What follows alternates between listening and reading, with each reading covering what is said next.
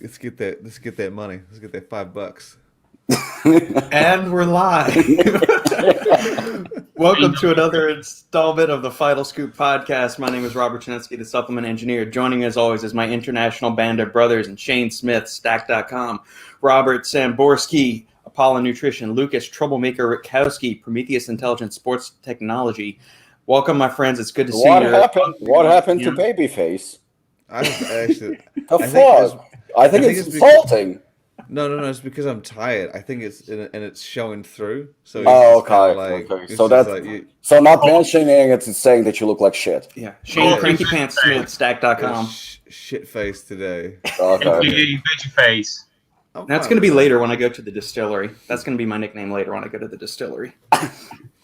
For all the listeners tuning in on live stream, thank you for tuning in as always. If you like what we're doing here, make sure to like, comment, subscribe, share the video with family, friends, and loved ones. If you're tuning in from Twitch, let us know that we're now streaming it both simultaneously on YouTube and Twitch on Supplement Engineer channel there. So if you're tuning in from there and you like that, it seems like there's less censoring of the comments or less trouble with getting in on that. So if you seem like you're entering a comment and it's not getting through, it's not that we're ignoring it. We have this issue every live stream we ever do. Something gets goofy with YouTube's backend as far as uploading comments. So if you're having trouble, either keep trying to put your comments into the feed or jump over to Supplement Engineer on Twitch, and you should have an easier time getting your stuff there. Because Brooke did the same thing. This past Thursday with Sandy and I were doing a live video. She wasn't getting her comment through for whatever reason. And so she jumped over to the Twitch feed and got everything that way. So hopefully we'll figure out that. Anyway, we've got a lot of things to get through today, gentlemen. So any highlights, news we want to get into before we have the cascade of questions? You get started. You have the list. Okay. The leader of the pack. Undisputed champion, leader, whatever. I'm still trying to figure out where the best spot for this camera kind of thing is. I'm still not used to this fancy technology. Champion means you won something. Okay, let's just stick with leader. Okay. I think I'm the undisputed champion podcast host of the supplement industry. I think we're just going to leave it there. I'm going to create my own awards and give it to myself. Whatever. Sure you didn't have a drink before you came on? What's going on here? Not yet. Oh, okay. You just woke up with a semi today or something? You just had a hard on? Well, here, I can adjust the camera down and we can all look for the camera. If somebody's gonna donate us $5 today, we're just gonna bribe you, Robert, so you can give us an award as the best podcast. Yeah, if someone's gonna give us money, maybe don't turn the camera down. Hey man, actually you're right. I should save that for the OnlyFans page. Yeah. The after hours edition. Okay, so Robbie sent me a list of questions. Let's go with the first one, Robbie. Okay, so I'm just gonna let you just jump into it. You take the lead on this because I don't even know what in the hell's going on with it, but apparently there's. Yeah, so yesterday, basically, I knew about this for a few days now. Mm-hmm. There is a contest apparently going on that started by Review Brothers, most popular or the best or whatever you want to call it, pre-workout on the market. And I was tagged to it a few days ago. Once I looked at it, it was pretty obvious, that I honestly want to say that I like the Review Brothers. I like Aaron. I like Craig. Robert, you've met them as well. And I have nothing but respect for them. They've been, I consider them friends. Saying that, I think the contest is an absolute bullshit. That's just by looking at the list of the so-called participants. Didn't make me angry. Didn't make me upset. I was completely indifferent. It's not something that I pay attention to. Because if you're going to have a contest between pre-workouts or any brands, and you're going to put, say, for example, Apollon on the same, pedestal as, Inspired or Morphogen or something like that, I would look at it as an honor. And even if I lost, because it's a popularity contest after all, I would have absolutely no problem. Because, again, just being compared to the elite, that already solidifies you as you have arrived. And that's a good thing. That's always great. So, I used to make fun of people who would receive Oscars and they would, Oscar nominations, and it would say just, it's an honor to be nominated among the greatest. I believe that it's true, actually. I kind of, changed my mind about it. And I do think that that's great. However, when you have a mix of pre-workouts that are, some of them are great. I mean, some of the guys on the list, like Huge Supplements, I respect those guys. They became friends. I just talked to Jake, the owner of ASC.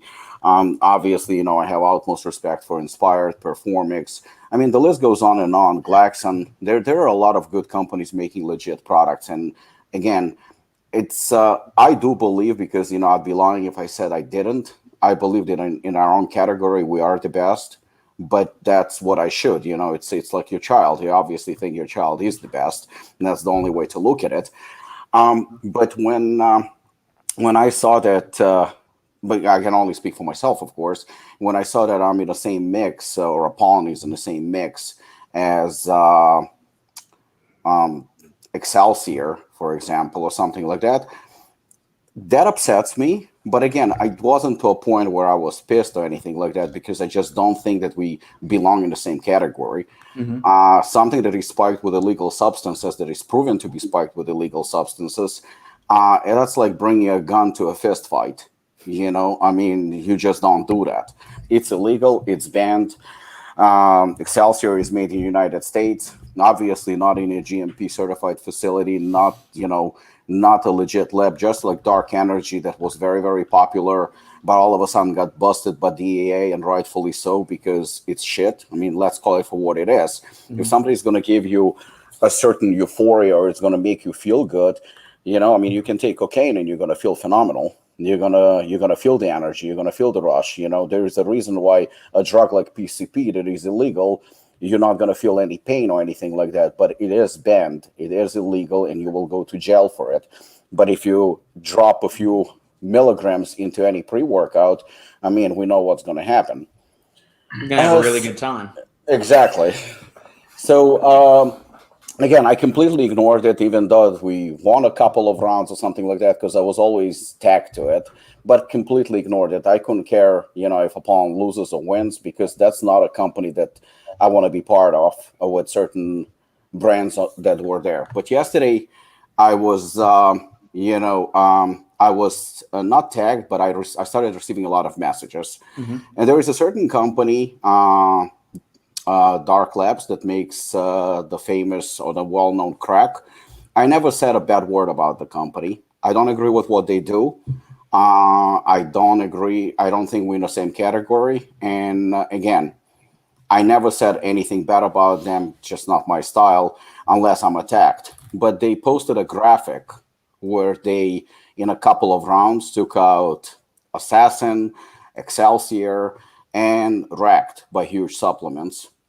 And it was like basically kind of like a funny cartoon with blood spilled and stuff like that, and they knocking on Hooligan's door. I thought it was hysterical in a way. But obviously the comments that I've been receiving and messages, and then again, I was tagged to Review Brothers post, and they basically said that they honored that they beat Assassin. They honored that they beat Wrecked. From a marketing perspective, I think Review Brothers made a mistake, because they collaborating with Wrecked, with Huge Supplements, and that's basically throwing themselves under the bus and losing to somebody they shouldn't have lost. It's just not fair. And I think this is what's wrong with the industry, because we are talking about the fact that, platforms like PricePlow, who will basically give props to any company that pays. Or we're talking about prop blends, and how shitty they are. We keep talking about that nonstop. And but this is also wrong. This is completely wrong. So these guys claim that they beat Assassin. You didn't beat Assassin. You had a bunch of junkies and stim junkies and people that not really looking for performance enhancers, but they want to feel a certain way, voted for you. You have on your label Vaso 6 that was not licensed to you in the first place. Anyone can write whatever they want on the label. You're not manufactured in a legit facility either. You also, the ingredients that you're claiming to have in a product are banned in your country. So you're manufacturing stuff illegal with illegal substances with banned ingredients, and now you're claiming that you beat somebody who actually puts hearts and soul into their products, somebody who actually makes products that are intended for to increase performance. And somebody who every branded or any trademark ingredient, we have to sign, Robert, you know about this, we have to sign licensing agreements, and we have to pay top dollar because those ingredients like Vaso6, Vasodrive, all those ingredients are super, super, super expensive. So you're trying to make fun of us? You're trying to brag that you beat us? You didn't beat us. I will put any money that if we tested your products and we tested the legit companies that were actually on the list, something tells me that 120 milligram claim of DMAA, I very much doubt that would test 120 milligram as DMAA. I very much doubt. I don't give a shit about dark labs. I don't give a shit about crack. You're not on my level. Do not compare yourself to me. Do not compare yourself to legit companies. You know what? You crack, literally crack. Keep selling it to crack addicts. Stay in your own fucking lane. Know your place. And I think it's shameful that there are such contests created where we are put against somebody like that. And like I said in my post, you don't bring Sylvester Stallone to fight Mike Tyson. It's just not fair. You know, there is a time and place, and we cannot compare oranges to apples, etc., etc. And I think this is what's wrong with the industry. So, to other legit companies that I saw on the list, and like I said, I had a conversation with a few brand owners. Be proud of what you do. Huge supplements, ASC, Inspired, Performix, Glaxon. Those companies are making legit products. They go into the proper channels. They manufactured in the right facilities, and they actually meant to increase athletic performance. And that's what I'm not saying that Hooligan is better than Glaxon or Inspired or anything like that. To each his own. You know, we all have our personal preference, and that's fine. But just to be mentioned that in the same company as those brands, I think it's an honor because we actually go through proper channels. And it takes a hell of a lot more than making a fucking product in a basement or someone's bathtub and then, you know, slapping a cheap ass label and saying that you have a pre-workout. If you think you have a pre-workout, good for you. If you can sell it, good for you too. But at the end of the day, don't fucking compare a cheap ass car to a fucking Ferrari because you're not a Ferrari. Just know your place. And if you guys win, you didn't beat nobody. And the ones who voted for you, well, that's not our market either. So it's not a fair competition. You know, at the end of the day, we all have our priorities. We all have our products. We all have our brands. And if I wanted to make something remotely close to Excelsior crap, then I would go the other route. And I wouldn't, I wouldn't have my products on Stacked. I wouldn't have my products in legit facilities. I wouldn't have my products represented by, reputable athletes because they wouldn't put their name on shit like that. Well, athletes is questionable because we have a few that would put their name on anything for the right price. That's it. All right. Thank you all for tuning in for another episode of The Final Scoop. We will see you next week. Yeah, I mean, I didn't really know what he was talking about originally. But I think we should end the episode there. I mean, it didn't end up on Stacked? I didn't even know what you were talking about. I get it now, but... Yeah, so... Brooke, thank you for tuning in. As always, we appreciate it. I didn't put much stock in the Review Bros award thing. It seemed like a nonsense thing for fun. I think that there were a few crackheads mixed in, though. So are they doing? Did they set up a poll to do this? Was it on YouTube comments, or how did they organize this? It was basically like a voting on Instagram stories. So it's like a knockout round thing. Yeah, kind of like that. Like the Protein Wars. Yeah, I see. Yeah, exactly like that. I never did it for pre-workout because I was afraid that something might end up like winning that I might not want. Could be tainted. No. It was like with protein powder, I didn't care. Yeah, because I'm like, everyone loves their own protein powder and if whatever protein powder would win, you couldn't really argue. Like if a popular but shitty pre-workout wins, everyone's gonna be like, well, that's just the winner because it's popular not because it's good. But with protein powder, you don't really get that because if you got a popular but shitty protein, it's still probably as good as most others out there. But I was always afraid with pre-workout that you'd end up with a winner that people would shit on. Were you thinking ever about other category other than protein to do it? Yeah, we did energy drink because that's another one. Energy drink. Because I mean, whoever wins that, I mean, our two winners were C4 and Rain. Neither of which people would complain about. Same with our protein winners. We had, we had 8. Jim won Man last Sports year. has won once. I think Man Sport, yeah, NutriBio. Man Sports won twice. NutriBio won twice. NutriBio and Man Sports won twice each. Cellucor won the first one. MTS Whey won the second. Optum. Ghost won 1 year, and then last year was Pro Gym. So they're all very reasonable protein powders. They're all very good protein powders. You can't really. I'm actually not very familiar with Cellucor protein powder. Their molten chocolate is really good. Really? So, like way back, it was like a real driver for them. Like when they did their core series back in the day, there was like creatine, glutamine, and then their protein came out, and it was a really big push. It was really good value too. But they still have it? Mm-hmm. I think they do, but they don't think it's as like back then. You could get it like buy one get one at like bodybuilding.com and stuff. It was a really big seller, from what I know.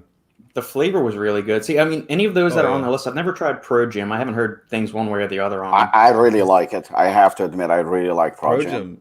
Pro Gym's good, and was one of the first. Well, not one of the first, but it was around that transparent switch for the industry, and they were one of the first guys to really push transparency into protein outside of NutriBio, who did it years before. I've tried Man Sports. I like theirs. MTS is phenomenal. Their peanut butter fluff or peanut butter cookies and cream, whatever it's called, is good. The original flavors, I had Ghost Whey when it first came out. There was the peanut butter cereal milk and the regular cereal milk. Both of those were great. I haven't had any of the newer ones since. The only one, I guess NutriBio won on transparency because their flavors have been really hit or miss for me. Like the root beer float, I didn't like. Their cookies and dream, it's got a weird taste to it. Some of the other ones have been solid, but there's just those are very hit or miss for me. That's the thing. Like we haven't ended up with someone who you're like, that doesn't make sense.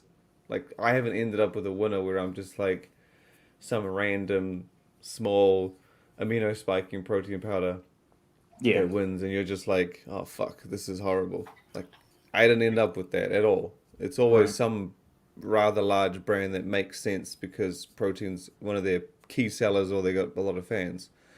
So it's when you get into those other categories though that are very subjective. Again, like if you like high stems and the high stem wins, but mainstream market doesn't necessarily like high stems, so it might seem a bit off. But it's I tried Ghost Nut Butters. It's really good. I mean, it tastes, I think, pretty good. Another one that I think kind of like flies under the radar a little bit, but it's really delicious is Beam salted peanuts, I think. Really good tasting protein. The one that I tried a few of the flavors, and I have to admit, I wasn't like a big fan, even though they're popular, so I guess it's very subjective, is Bone Marrow Nutrition. I haven't tried any of their stuff. Yeah, that's for some reason, I can't say it's bad, it's just like for some reason, it definitely wasn't my thing. And it was actually pretty surprising because one flavor from them that I did like is a flavor that generally I don't like, is chocolate mint. Yeah, that can be hit or miss. That's a hard flavor to do. Yeah, so the chocolate mint I actually liked. Everything else to me it just tasted a little watery. So, but you tried Robert Bomar? Sane and I tried theirs probably 2 years ago now. We tried their protein hot chocolate, which I thought was kind of tasting. I also wasn't impressed. And another one that I liked was actually you recommended it was Gaspari salted caramel egg protein. That was really good. Yeah, Gaspar's is good. Primeval's is pretty good. We've tried their coconut caramel cookie in their whey. So they have an isolate and a whey. The coconut caramel cookie is really good in the whey protein, especially if you mix it with some Greek yogurt. And I like their cocoa mint chip, so it's like that mint chocolate chip kind of flavor. I like that in yogurt too. And then their caramel latte is solid. I don't think I've had it's been a long time since I've had their vanillas or just their regular chocolate, so I have no idea. Surprisingly, I heard that Nutrix is not bad either, but I think I tried it once, but I don't remember. Yeah, I thought they were really good, but yeah, I don't know what's really going on with Nutrix as lately. I mean, they came out with that Warrior line, which was crap. Then they had a lot of turnover at the company, and yeah. Yeah, I know that they're going through some kind of either restructure. I know something. I was told something is going on with the company. Yeah, it's interesting. Are you alive over there, Lukasz? You're quiet. Oh, good. You're okay? Okay, good. Congrats on 50 episodes. Yes, this is 50 episodes, and we got to figure out what we're going to do for our anniversary special in 2 weeks, gentlemen. I have no idea what we're going to do. We're going to figure out something. Shane, did you figure out if you're going to be on board for that episode or not? I am going to be on board. Okay. But I need to leave like straight after, I think. That's fine. Just whenever you need to bug out, if you can even make like 15 minutes of it, just for us enough to harass you for a little while, and then you can jump off. I'll be good for up until like the usual time. Okay. All right, cool. So when we usually finish, my flight's in 3 hours. Gotcha. Yeah, Sean, thank you for watching. I know you've been a guest on the show, and we'll get you back on soon. Yeah, congrats on the 50 episodes, and thank you, gentlemen, for putting up with me for 50 episodes on this, plus the other Quarantine Avengers episodes we recorded prior to finally starting at the official Final Scoop crew. Congrats on 50 episodes, Paul. I watched every single episode thus far. We appreciate it, and there will be at least 50 more to come if these guys can put up with me for that much longer. So we've done one every week for 50 episodes. We have. Well, 50 straight weeks. I fell asleep. Well, yeah, not except for that. Yeah, I think I've been 49. Lucas was 49. Robbie's on about 39 and a half. 48. Yeah, I was 48 and a half because I fell asleep for one, but then I also fell asleep for half of one. Yeah. I missed one. Yeah, Lucas missed one. I remember that. Didn't you say you were mowing the lawns and then you fell asleep? You went ahead of nap. Yeah, that's how it went. Oh, man, you must have been low carbs that day. Yeah, man. I was like so smoked after like all the chores I was doing. So yeah, it was a rough day. Yeah.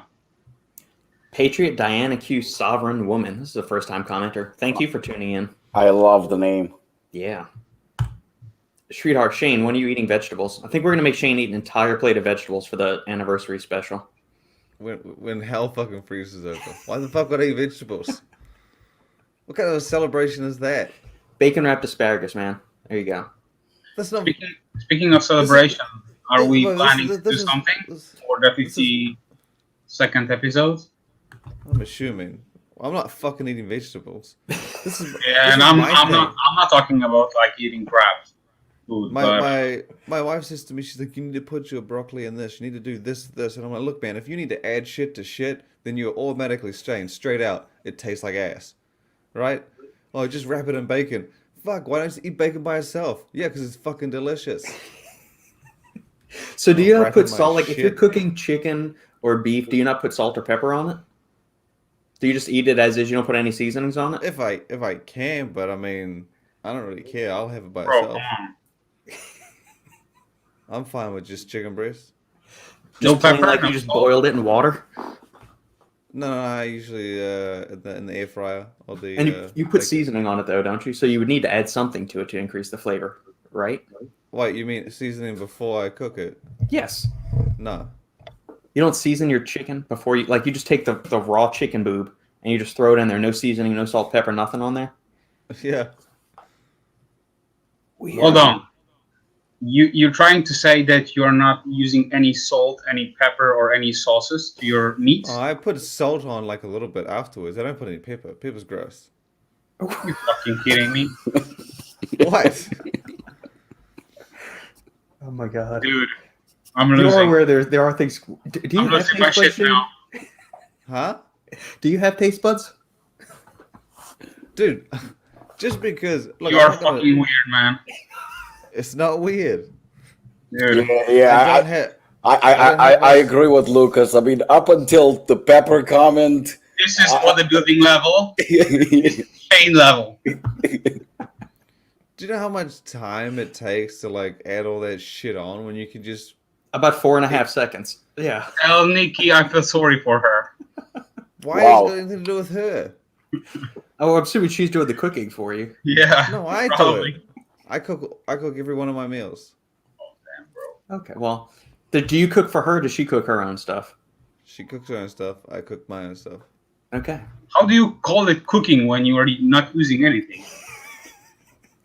Look, bro, I get my eggs, I get my chicken, I put it in the air fryer, I wait 10 minutes, and then I come and get them. And I put them in a bowl, put some salt. I do a lot of times use like a few drops of hot sauce, but that's about it. Hot sauce. Oh, Can we wow. go fund me for Shane to get some cooking lessons? Yeah. Please do.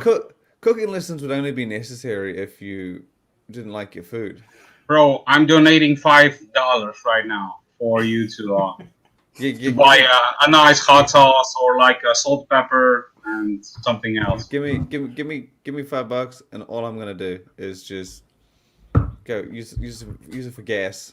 Go You're to the gonna gym. spend it on energy drink, you mother. Yep. You know what? You spot on. There we go. Well, he's building up his fund so he can spend $700 on shipping for the next batch of energy drinks to come into the country. Yeah. I'm pretty sure it should be 800 by now, but whatever. Shane, pepper is I gross. can't be the only one that thinks pepper is gross. There's do so not many like kinds. it Like they at have all. cayenne pepper, they have white pepper, they have black pepper. There's so many good things of pepper. Many times I said You've named that I'm 3 gonna do peppers. some That's all you merchandise got. for our show, so this is gonna be a great quote. Pepper is gross. I'm gonna put it on the shirt. It is gross. There we go. Boom. Okay. All right. Yeah, I'm gonna. Simon says, really nice live yesterday, Robbie. that was fun. Did you stir the pot some more? Oh no! It was us with our partners. It's a company that they do contest preparations and diets. It's called Revolutionize USA. Mhm. So we collaborated yesterday. I think you've met them, Michelle. Yeah. So we did live yesterday. It was actually a lot of fun. Okay. It's going to buy more Zoa energy drinks. There you go, Shane, with your $5. I saw those in the store know what? yesterday when I was walking You around give me too. $5, I'll pay someone $5 to go and get something that tastes good. I'm sorry, that thing is. Maybe they've made it better. I don't know. In the few months it's been out there, I doubt Gordon it. Ramsay. I'll go buy one this week when I go strolling through the grocery store, and we'll I'll do a live taste test on next week's episode or something. Look, nothing wrong with my cooking. If you enjoy it, that's all that matters. I just find it strange you Yeah, don't but even I'm like pepper. What to enjoy? I'd I'm rather not- eat paper than like. I'm not Cook cooking with my shame. food to enjoy it. Okay. Okay? I don't need 5 times a day to enjoy it. I'm just doing it to get what I need and then go do my work. Brick by brick by brick by brick. What the fuck is Beano? A digestive aid if you get really gassy from eating lots of fiber and beans and stuff. Now, see, I'm the opposite. I'm not that gassy on my diet usually. Okay. Because am. you don't eat anything. Yeah, there's no fiber in there to ferment. It's the lack of pepper. When I'm having what's his name? When I have a cheat meal, it's like fucking Once per year. fireworks. It's fireworks, bro. No, I had one this week. What did I have? I can't remember what I had. But see, the thing is it's like no gas, no smell, nothing. And then when I have like a cheat meal, my wife's like, "Oh, for fuck's sakes, here we go, whole night." And apparently, she told me I farted in my sleep, and I was like, "Well, you can't be mad at that because what am I gonna do? How am I gonna control what I do when I sleep? It's impossible." But apparently, it happens. And I remember she told me one time I farted in my sleep, and she was like, "That's gross." And apparently, I laughed when I was in my sleep. And she was like, Did, "You don't like it?" And I was like, Dutch oven. no, I was completely asleep. and I lie on my side, so there's like a high enough vent for it to come out anyway. But yeah, she was like, and she said to me, she's like, "Are you awake?" And she's like, "Son of a bitch was asleep and laughed." And I was, "What are you gonna do, man? It's natural." I think I figured out what we should do for the anniversary special. We're gonna bring Nikki, Marina. We're gonna bring Mama on. We'll bring Sandy on, and we're gonna let all of them just tell embarrassing stories about all of us, and just humiliate the four of us on the show. I think that's what we need to do. We don't need. I guess I'm missing another episode. Yeah, it's a horrible.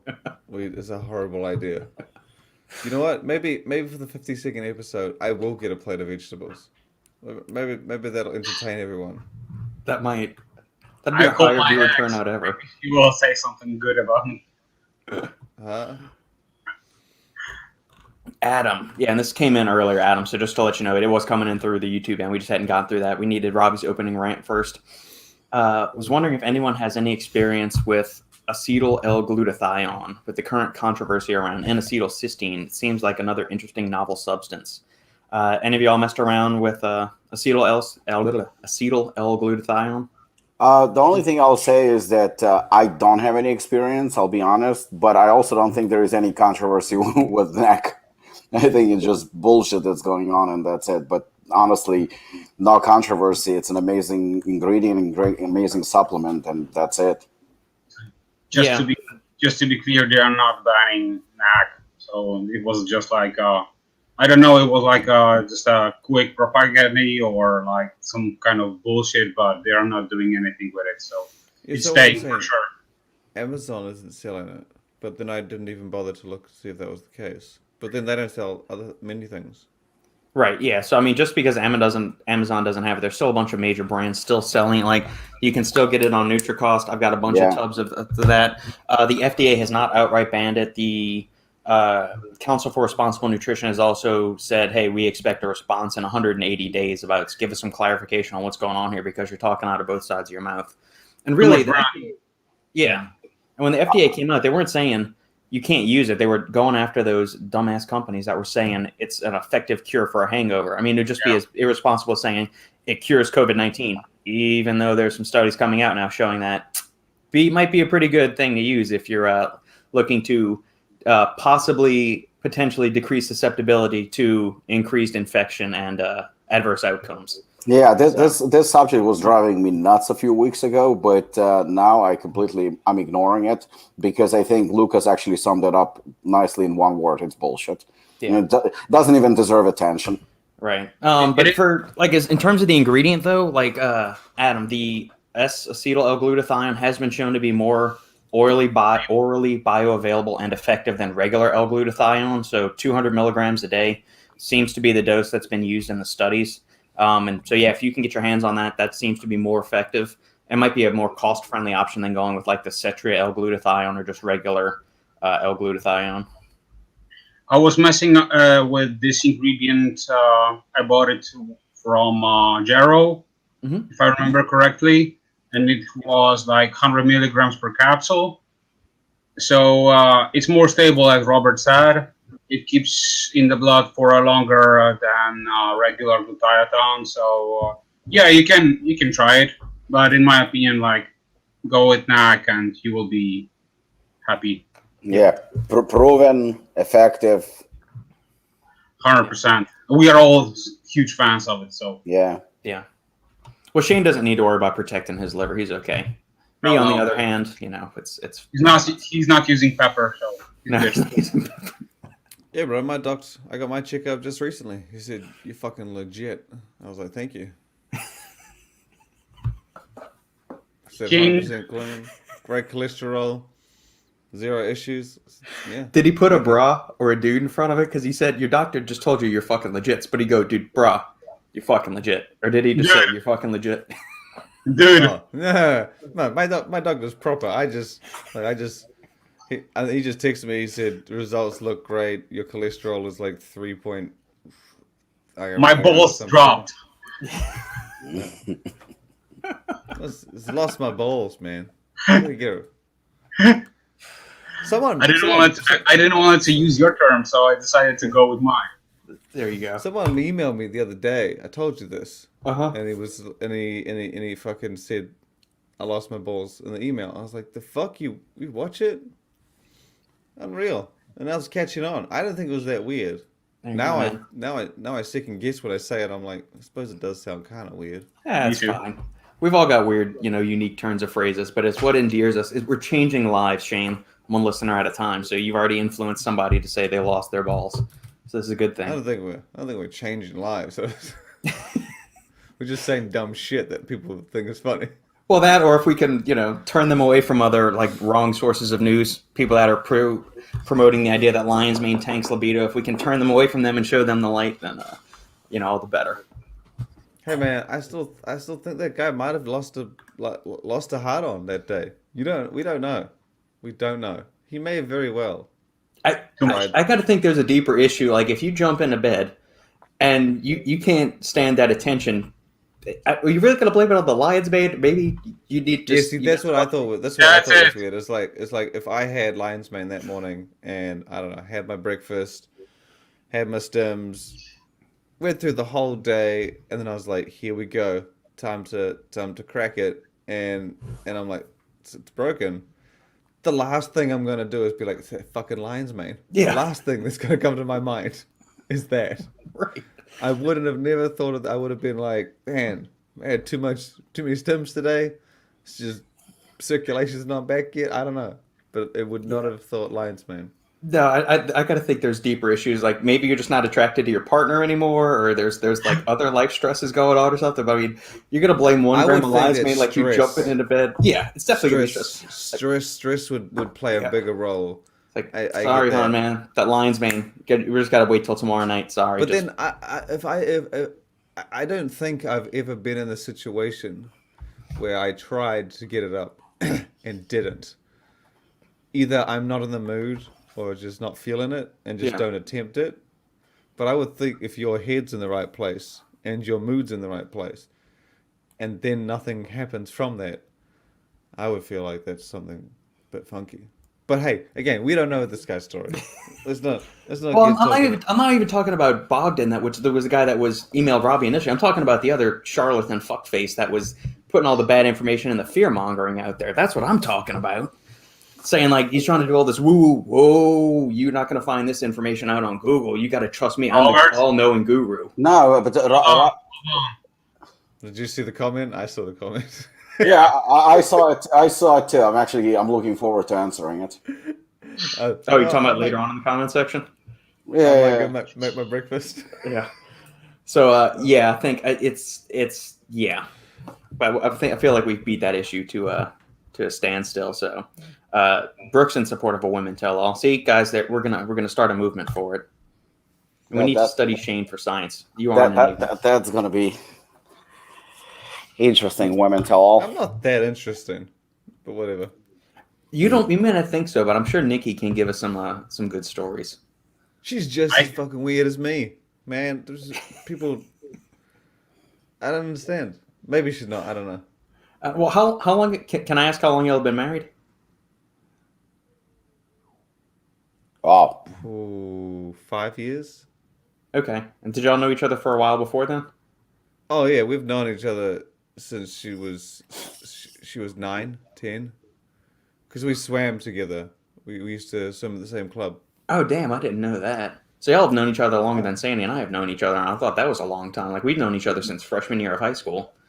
It doesn't count because you broke up with your girl for Yeah, how man. many times?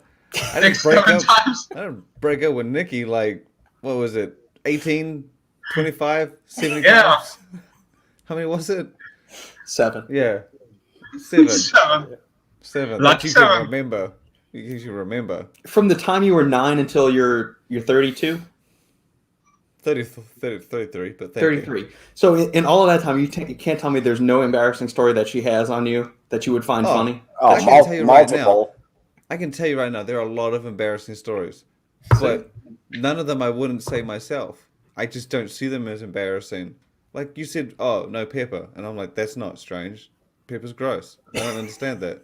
I don't think that's weird. I just don't like pepper.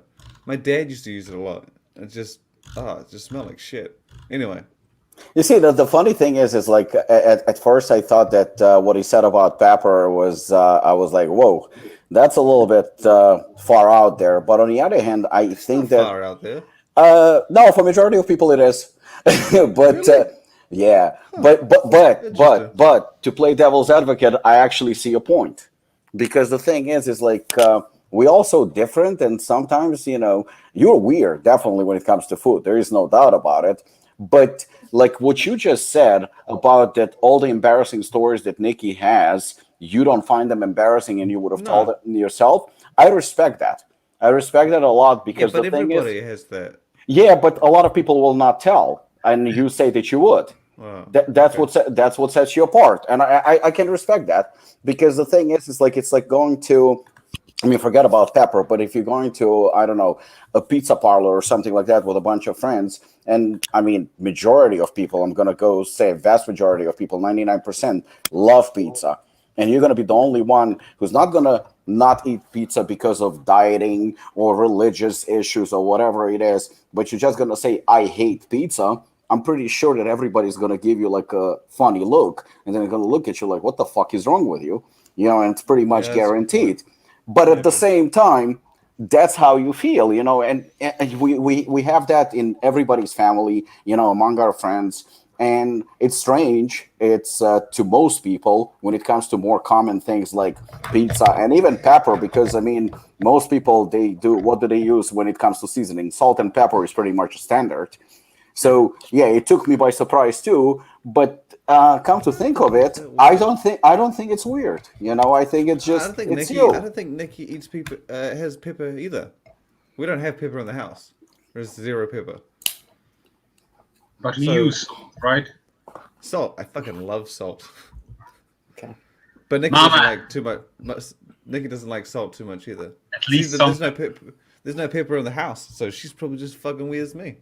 I don't I know. think we figured out Shane could live back in like medieval times where they only had salt, like Eastern Europe, or I guess Yeah, the there Western was Europe. this. There was You this could only have diet that salt back in like ancient England. You'd be there was fine. something You know what? online. When I was in Thailand, I used to eat every day at the same place. There was this woman who had her own little kitchen, Mhm. cooking out of her house. It was actually very intimate, very cool, and the food was absolutely delicious. I mean, anything on the menu you could pick. I mean, for me personally, Carlo was like, we would go to a fight training, and after training, we would go and eat over there, and it was like a daily routine. She had like 3 or 4 little tables, and that's it. And I befriended her because I would go there like few times. I went there for years, and I would always eat there like once a day after training. That was a standard. Sometimes twice a day. And I, on a few occasions, actually asked her like, "How do you cook?" Because it was like so delicious, and the spices that she would use, because they were so. I love spicy food in general, but something that took me by surprise: the pepper that she used was white pepper. Pretty much on all dishes, it was nothing but white pepper. And it was very new to me because I mean, maybe they use it a lot here too, but to me personally, that was something completely new. Pepper's a food group. That's Timothy. a This is good the one. first time Timothy's commented on the feed. Thanks, Timothy. Or Maybe I maybe need it's the to first time it's explore actually come this. through. Maybe I need to explore this pepper thing. If it's that amazing, I mean, I've just It's definitely worth it to try. Plus, if you combine it with good quality salt, it's really nice. yeah, I don't like coffee either. Coffee, It just vegetables, it pepper. just tastes fucking weird. It's got a distinct taste to it, so it's no surprise that if you don't like coffee, you'd be like, that makes sense because it Well, doesn't taste like anything else. most vegetables are bitter, and coffee, unless you put a bunch of other like bullshit in it, it's super bitter. I love bitter things, so maybe that's part of the reason you don't like vegetables and coffee. They're bitter things, and you don't like bitter foods. Vegetables, no one can argue because everyone universally knows they taste like shit. It's a common thing. Salads like cucumber, lettuce, tomatoes, onions. I don't mind those things. Hmm. Those are fine. I'll eat those all the time. But vegetables, that specific fucking beans and corn and it's just fucking gross, man. I What don't know about why like you on eat. a hot summer day, you get like some grilled corn on the cob? Would you ever try that with a little pat of butter I on it? That's a like I remember when we went to America for the first time and they were selling that shit at the fucking stands as the corn on the cob, and I'm like, Yeah. I hate corn. My mum hates corn. We never got fed corn because she hated it. And when I saw that, I was like, what demonic person would be selling fucking corn like it's pizza? I was like, this is horrible. Nikki eats that shit. She'll get that shit out and just gnaw the fuck out of it. And I'm like, that is the grossest thing in the world. I just, But then it's fun because then you get to see the corn in your poop because your body doesn't digest it, so you see little, it's like corn pops coming out in your poop. It's good stuff. or you don't eat it, and then you don't see it. You don't. See, even your body doesn't like it. You're just like, this is shit. Get out. We don't need this. You're just doing it for fun. Why do you hate your body, Robert? Your gut bacteria like it though. They ferment on the little things, and Really? Comes out whole, man. I've seen it. I remember not back all in of the day. them. I mean, I don't. You saw like 6,000 of them come out. We used to go to my nana's house, and when I was at my nana's house back in the day, we couldn't say like this is shit. We couldn't like pretend or not pretend. We couldn't be like this is gross. We would have to eat it, otherwise we get our ass beat. So I learned the trick of, and she do mixed vegetables, the corn, pea, carrot thing. And so I would just get a big glass of water, and I'd swallow them bitches like they were pills. I wouldn't chew them. I wouldn't anything. That was the only way I could eat them. And then, yeah, next morning, my shit looked like a rainbow. But no one. Thanks for details, man. But no, you know, understand. If you swallow those things, it's going to look like a cobblestone street in the morning. You get what I mean? People don't like them. I'm not alone on that one. Pepper seems to be a strong thing. It's delicious. It's delicious. Yeah, I know the corn on the cob thing is very. What's a summer like a barbecue kind of thing? I think it's like a cultural to America because I haven't seen that anywhere else in the world where you could buy it at like a fast food place. Never have I seen it. No, I know in Mexico it's a big thing. Like Mexican street corn is a thing, so they'll char the corn on like a grill, and then they'll slide with like a mayonnaise or a butter mixture, and then they put queso fresco on it, so that's really soft, crumbly white cheese, and they'll sell it like that, and you can. When I saw that like there was a menu because they were saying corn on the cob, I was like, oh, they're just selling corn on the cob, and then you had options. I was like, damn, this shit's out of there. This is out because, like, yeah, man. I mean, I just thought corn on the cob was disgusting. I didn't think it was that delicious that I would be like, let's add some butter. Let's add some other shit. No. But I get that one because I know a lot of people. I've seen it. This is like a Food Network right now. Oh, yeah. Yeah. But I can talk about food all the time. I love to cook. I love to cook. I can speak about food like 24/7. So yeah, let's bring it on. Let's talk about food and not getting it up. This is like Oprah.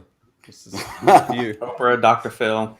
Maury Povich, man, it's all good stuff. We just need a fight. We need to have like a Jerry Springer episode. Let's bring Robbie. You know Guy Cisternino. Let's bring Guy on this channel and we can get a fight. Guy's gonna be fun. Put that question up. I feel like yeah. I feel like Stacy's definitely. Stacy is very. I saw the question and I said like. Yeah, we'll get to that. Let me get these other two because I know that's gonna be here quick. So I don't like coffee because I can't stand better. But just look at Robbie's face. He's just so excited. Oh no! I can see the steam. Oh no, not at all. But I think a person is very persistent, and I think it's a great question actually. So it deserves an answer. Corn on the cob sold on the beach at Polish Sea. Oh wow! Hell no! I never saw any like corn on the cob. See? Lukasz is all quiet the whole time we're talking about corn on the cob, and then he whoops us out. Hell no! No, that's. Fish, yeah, for sure. Especially the smoked one, but corn on the cob in Poland, no. In what country you live in, man? You smoke something or what? Fuck no. What scares me is that Shane is making sense. Do I hate my body? Should I eat vegetables? I'm rethinking life. Yeah, the only reason I'm convincing is because I don't think it's weird. That's why. It's normal. I'm thinking of. Like not. Well, you in the carnivore diet, guys, man. Y'all are like 2 peas in a pod. Although neither of y'all eat peas. Diet. It's just a Shane diet, okay? That's all it is. I'll eat vegetables. Just I've yet to come across a vegetable that I actually liked.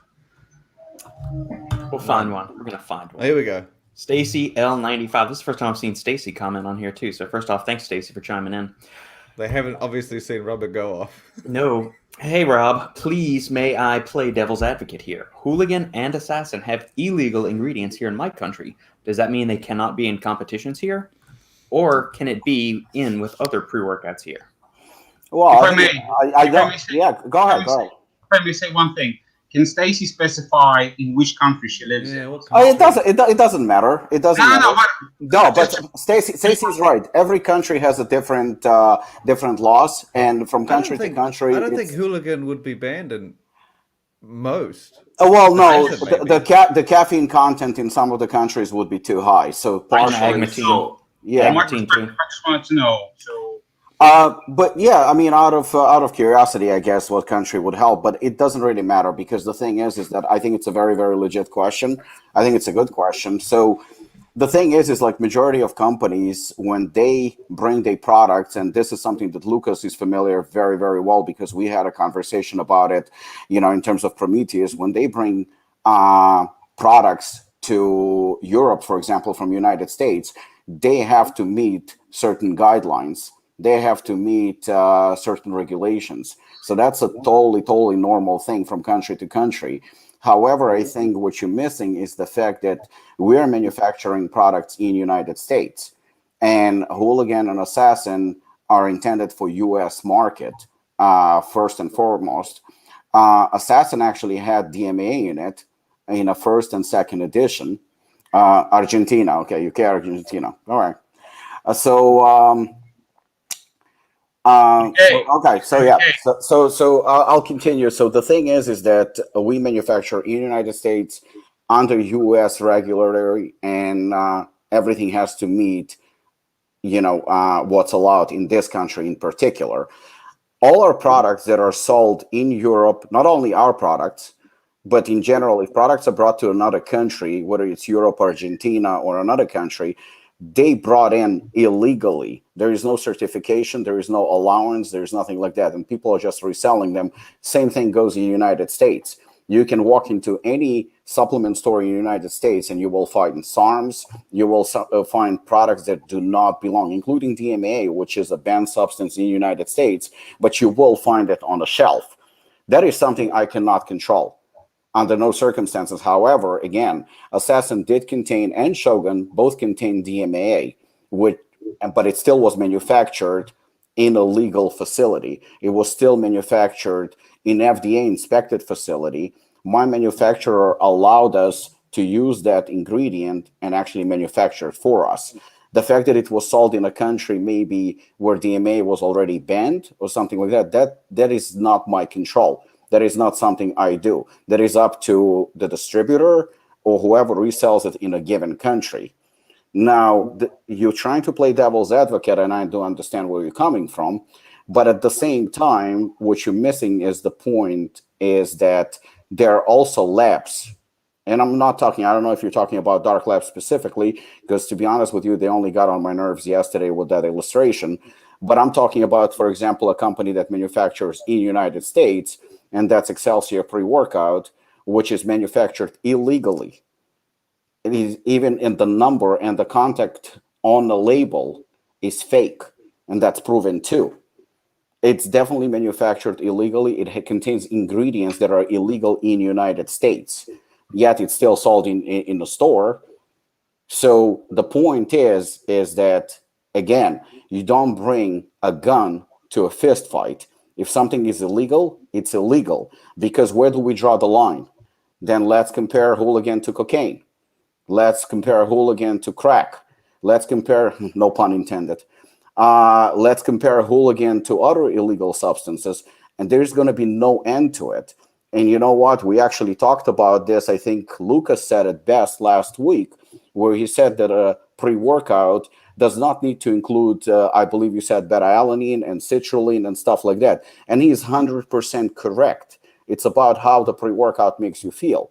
And if a pre-workout that contains illegal substances makes you feel good, and you're willing to take a chance, and you're willing to put your body at risk because the ingredients are not disclosed or questionable, manufactured in a questionable facility that you can't even contact anyone or find out where it's manufactured. You don't know Actually, right now I demand, and I can show it. I'll probably show it to my friends here.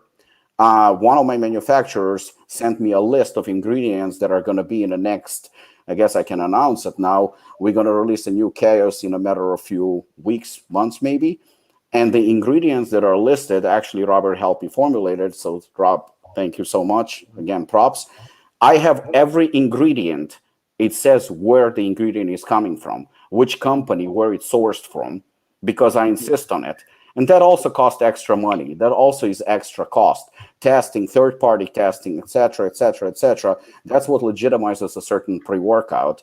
So if the pre-workout is illegal in your country, there is nothing I can do about it. However, if any distributor decides to bring our products, specifically our products, to your country, it's going to be up to him to tell us about it.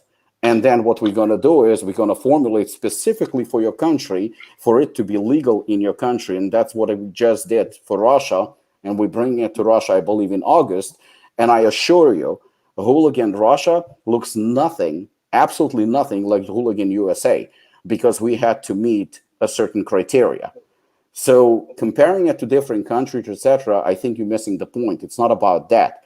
It's about whether your product is manufactured legally in a legal compliant facility, no matter which country it is, and whether it's using banned ingredients, including in your country. And I believe DMA is banned in Poland as well, where crack is manufactured. So I think that comparison is kind of unfair. Nevertheless, I actually like DMA, just for the record, but it is still banned. I hope it answers the questions.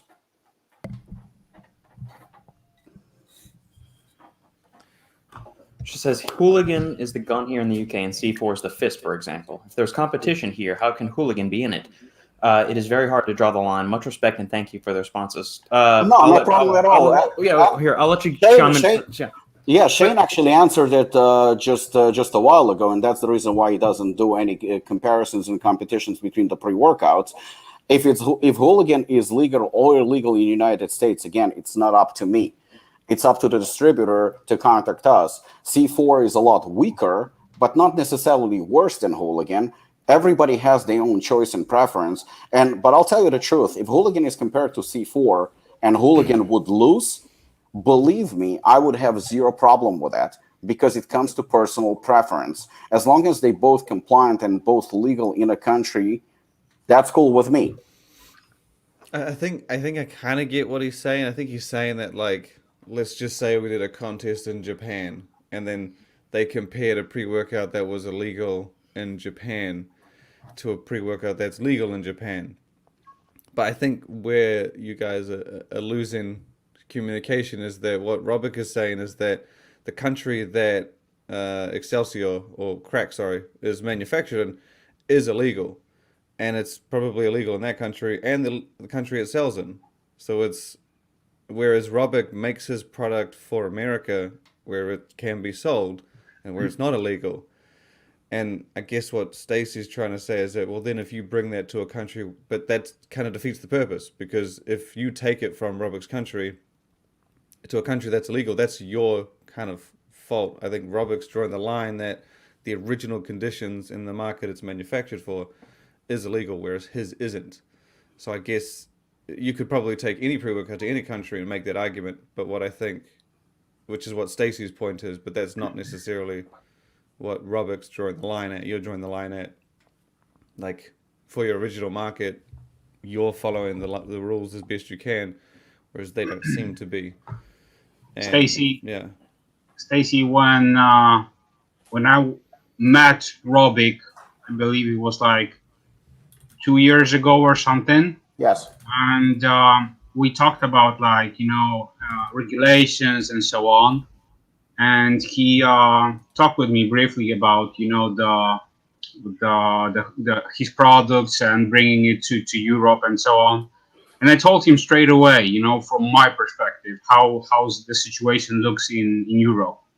And it was just from European standpoint, not UK, because as you know, after Brexit, UK has now different regulations than Europe.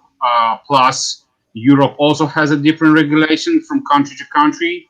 So it's really hard to manufacture and import products from US to Europe.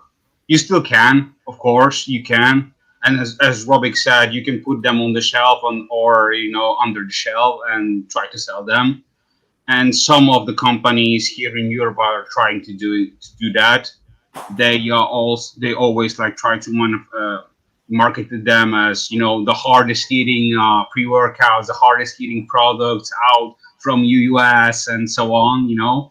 So that brings a crowd and it brings attention, but that's illegal. And what Robbie's trying to do is to do everything on the right track. So basically, he's transparent and he's offering his products to US market. So if you would like to bring the product to UK, you would have to reformulate it. So as you said, agmatine is banned. Yeah, I know about it, and as well as yohimbine, alpha-IO is also banned in UK. So if Robbie would like to, sell the products legally in your country, he would have to reformulate them. And who knows? Maybe he will do that. Maybe he will do a special, UK version of it.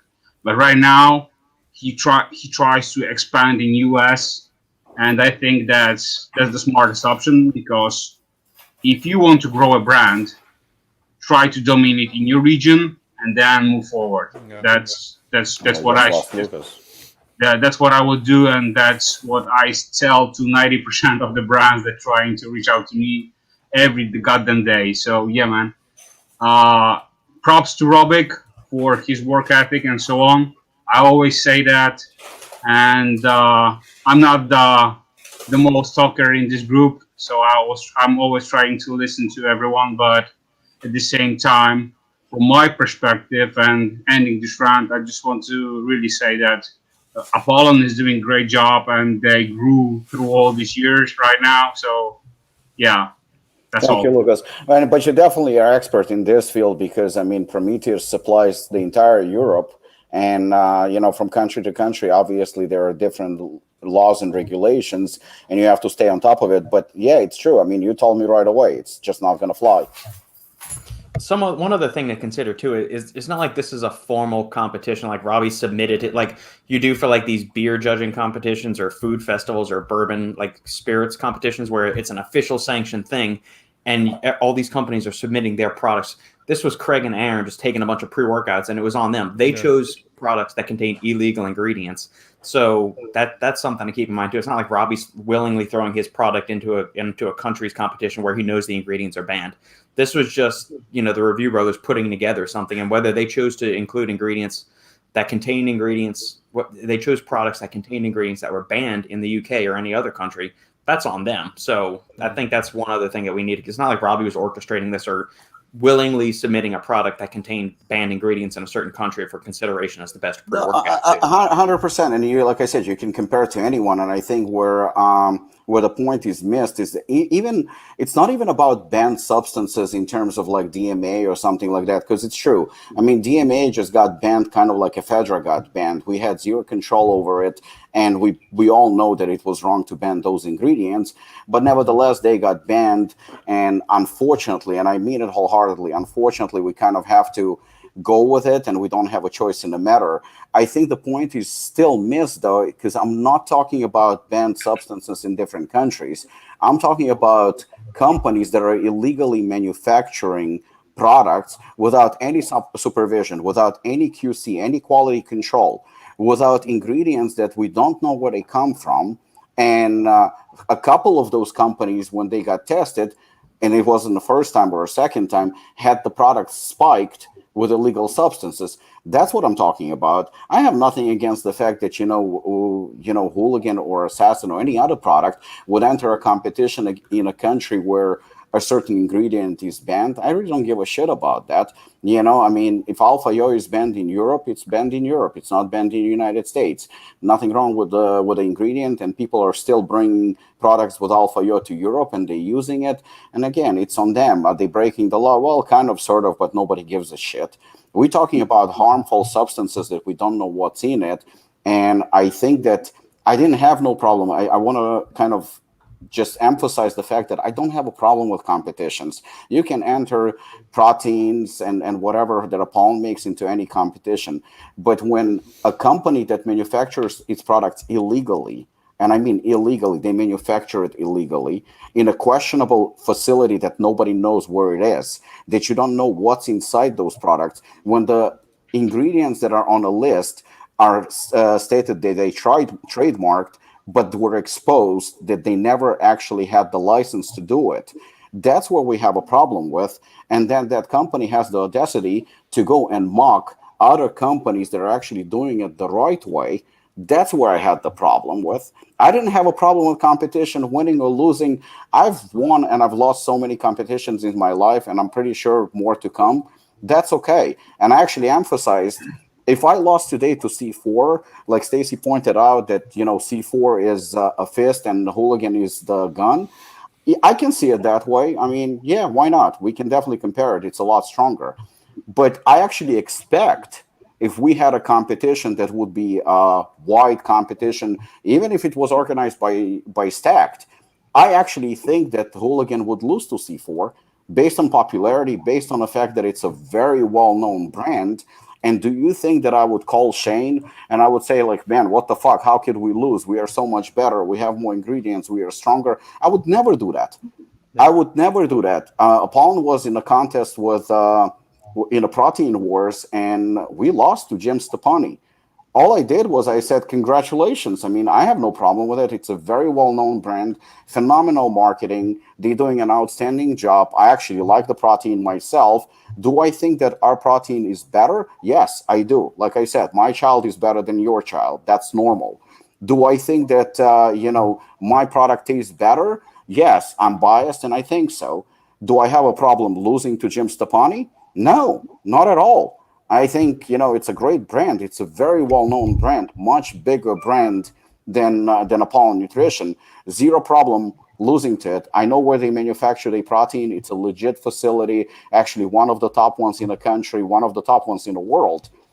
No problem at all. So I think we're talking about, like Shane pointed out, there's a little bit of miscommunication here. That's it. Okay. All right, here, we'll put the end cap on this, and then we can move on to a different subject. I think my concern is with the competition being labeled as wrong, as some are considered pre-workouts and some aren't from one angle. That's valid. But this would be different considerations all over the world.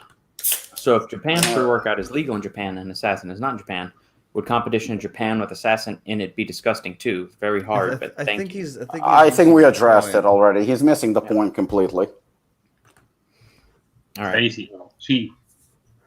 Okay, Paul submitted a bunch of questions to Robbie, so we're going to get to a couple of Paul's questions. Let's go. And then we've got some other ones in the queue. So if we don't get to your question this week, I've got a running list of all of them, so we will get to them, guys. So keep them here, keep sending them to me, Robbie, or just put them in the feed, and we'll get to all of them over time.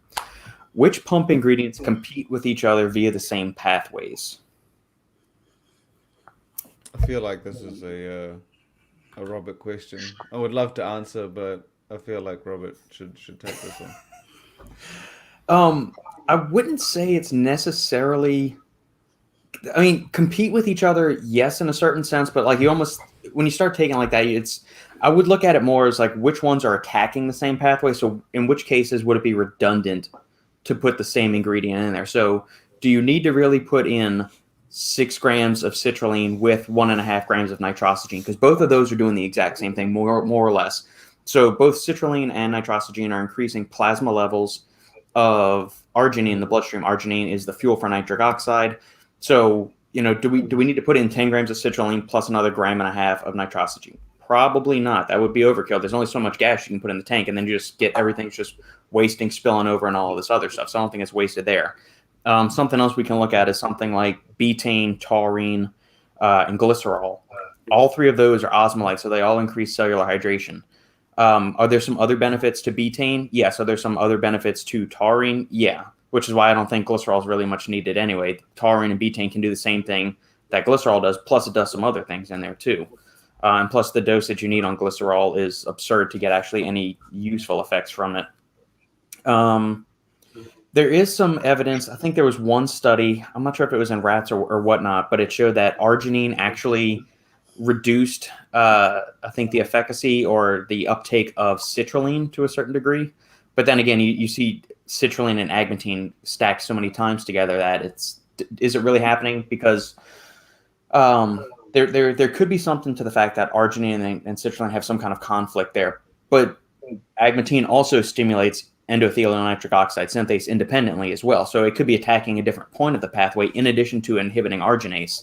So it's not really like a one or the other answer. I don't think there's really much. I think it's more overdoing an ingredient. Like, do you really need to have all of these things in there, or is it just overkill and your body's wasting more, but then it's actually needed to? Which in that case, and then we get into the size of the individual, how much, how big of a responder are they to an ingredient? Because some people respond really well to 3 grams of citrulline. Could they get the same effect from 6 grams? Are they actually getting twice the benefits if they are going up from 3 grams to 6 grams? And this is an ingredient Robbie and I were just talking about with Neurofactor for a product we're talking about. We were talking about, hey, do we want to use 100 milligrams or do we want to use 200 milligrams? Because 2 of the 3 studies that I've seen on Neurofactor only use 100 milligrams. There's one other study, I believe, that they use 200 milligrams for the subjects. But were their results twice as good as the group that was getting only the 100 milligram dose? No. So does it really make sense to double the dose when the cost and all that, the benefit isn't really going to outweigh the cost of the thing? And I think that's more of the way you need to approach it when you're looking at a product is there's the effective dose and then there's just wasting ingredients and overkill and things like that. So, Robert, do you think that from nitrates perspective, it also can be, not beneficial?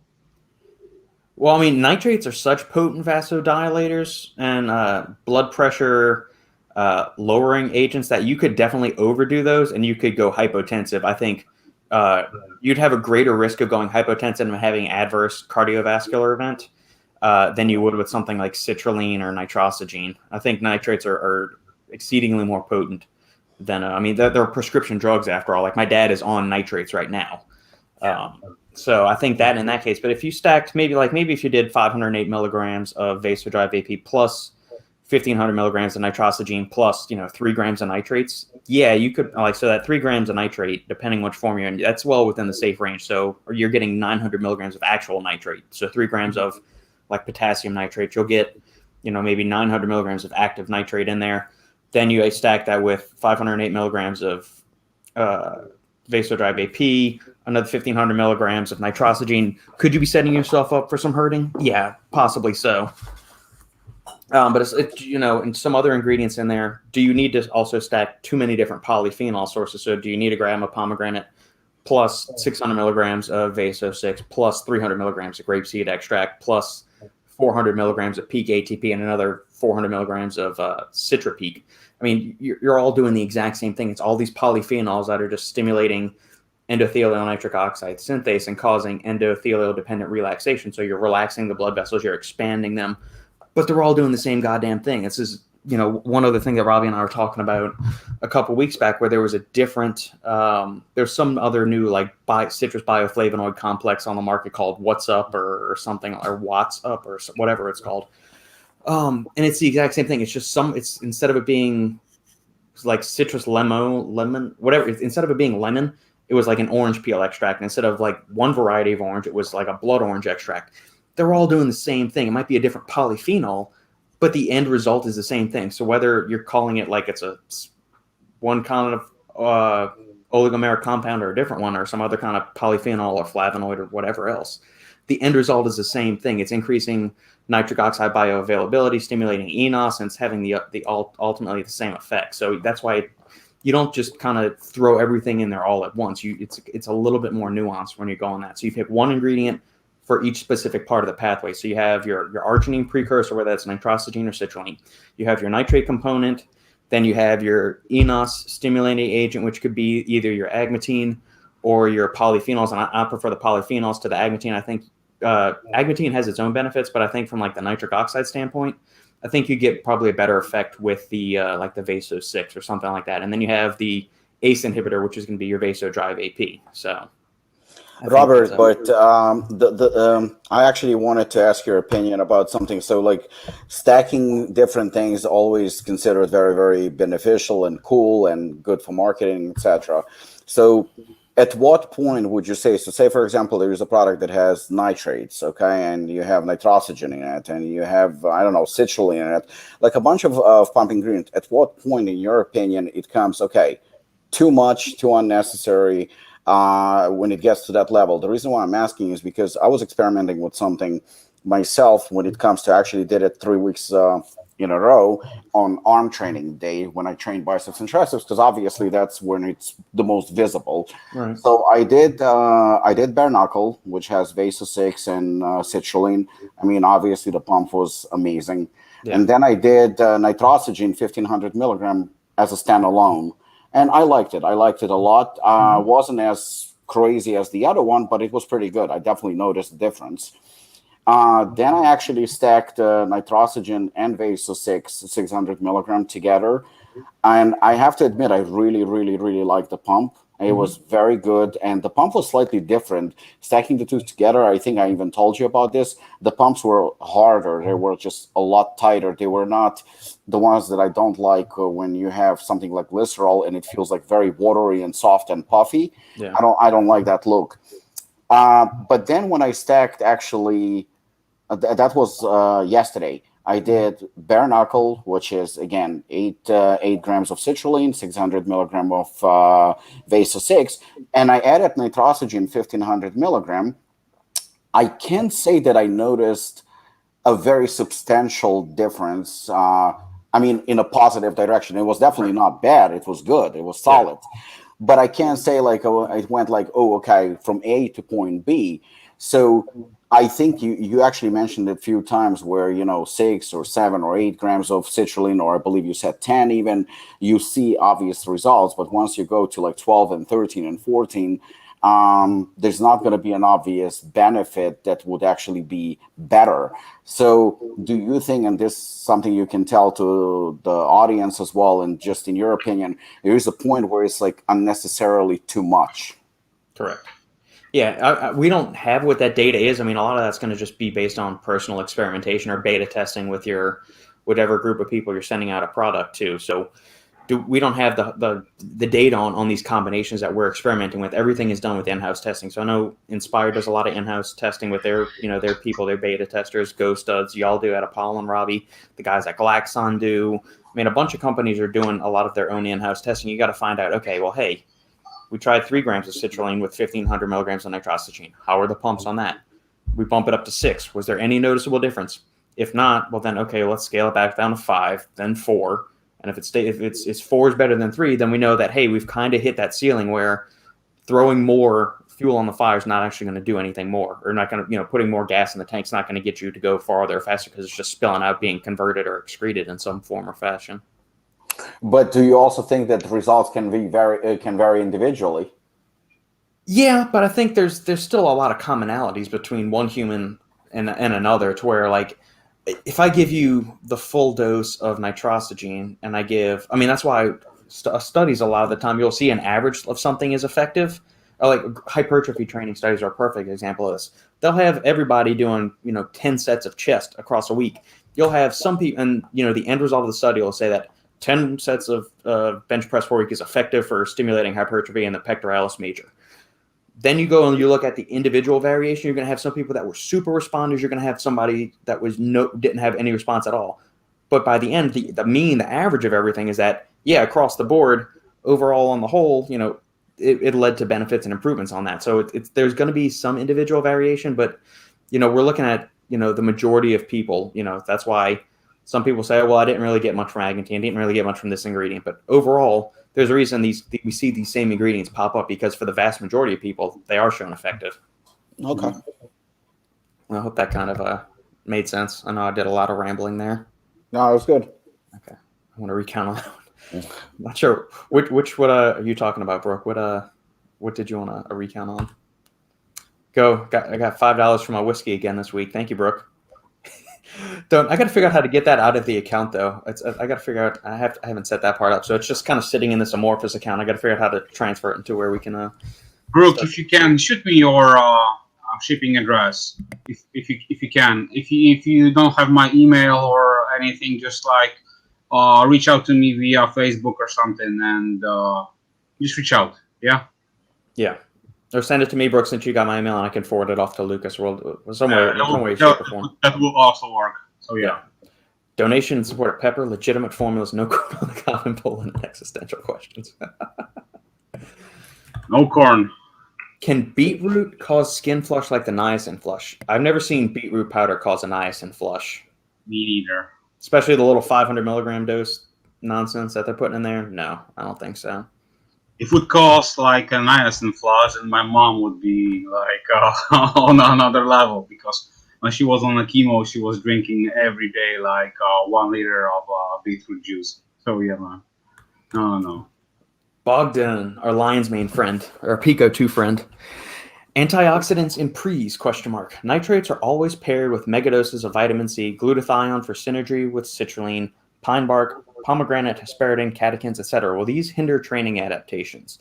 So nitrates are paired with, they're not paired with megadoses of vitamin C. Typically, you'll see about 250 milligrams. And so with everything, it's the dose that makes the poison, and the research is starting to show that more along the lines of like synthetic forms of these antioxidants. So the megadoses, the 1,000 milligrams of vitamin C or vitamin E, do seem to impair training adaptations, especially in regards to like VO2 max, power, strength outcomes like that. In regards to hypertrophy training, taking these megadoses of antioxidants or anti-inflammatories has actually been shown to be beneficial in elderly populations. And the reason is that because they're typically in an overly inflamed or like a chronically inflamed state. So taking these anti-inflammatories, these antioxidants, helps lower their baseline inflammation and oxidative stress markers to where they can actually get some benefit from training. So the reason that you get these 250 milligram doses with nitrates is that it actually prevents nitrate tolerance. So we always talk about habituation to caffeine, and you have to constantly ramp up the dose. Well, the same thing kind of happens to a certain extent with nitrates, and that your body will become habituated to it, and you'll eventually need to up the dose. Pairing things like vitamin C has been shown to prevent nitrate tolerance, as is arginine, which is what's really cool about arginine nitrate. It's kind of like a 2-for-1 ingredient. So you get the tolerance reducing effects of the arginine, plus it's also kind of a precursor to nitric oxide from the citrulline arginine nitric oxide pathway, and then you have the nitrate, which is going to do the nitrate nitric oxide pathway. So it's a 2-for-1 ingredient in that way too. There is some research showing that glutathione as an antioxidant has been effective with I think they did 3 grams of citrulline or 4 grams of citrulline, and it was more effective than just citrulline on its own. And that's by way of the antioxidants basically increasing the bioavailability or the bioactivity of the nitric oxide once it's created in the body. But it's always the dose makes the poison. So if you're megadosing these antioxidants, yes, it could blunt some of the beneficial adaptations induced by training. If you're taking like the small amounts, like 300 milligrams of grapeseed extract, 200 milligrams of pine bark extract, a gram of pomegranate, even 300 or 600 milligrams of ASO6. In terms of, if just building muscle, that seems to be the performance metric that is the least impacted by antioxidant supplementation in and around training. Plus, some of these antioxidants can actually improve blood flow, so that'll actually help you to train longer, eventually train harder, get more work done, lift more weight, do all that good stuff. So the dose makes the poison. It's not just cut and dry. Yep, we take this, all your gains are wasted. You've wasted that workout. You're not going to get any benefit from it. It's not that simple. It's, take a reasonable dose that's used in the studies to show effect, and you'll be fine. Especially if you're just going after muscle growth, that's the metric that's least impacted by any kind of antioxidant or anti-inflammatory supplementation. As long as there are no Polish hitmen coming after me, that would really put a damper on my day. Lukasz gonna ship himself to you. There we go. Put like a red ball all over me. All right, let me see.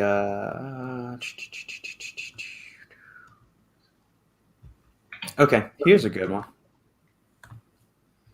All right. I'm not sure, Robbie, who sent these questions to you, but I'll just post them up in the comments. And if you want to tell us who sent them to you, you can. Have a look. And Brooke, thank you again for the $5. You rock. We much appreciate it. Yeah, thank you very much. $5 gonna buy a lot of black pepper. Oh yeah, man. Thank you, Lukasz. Coles. Some people call you Robert, some Rob. Robert Schinetsky. Hey, thank you for actually spelling my name right. That's awesome. Schinetsky calls you Robbie, and Shane calls you Robic. Which do you prefer, Robbie? So I guess let's start out. What is your official name, and what does the KGB have you in their files as? Robert. Okay. Yeah, no, Robert is official name, but the thing is that I was born on a border with Hungary in Western Ukraine. So before the war, it actually didn't belong to Soviet Union. The Soviets took it after World War II.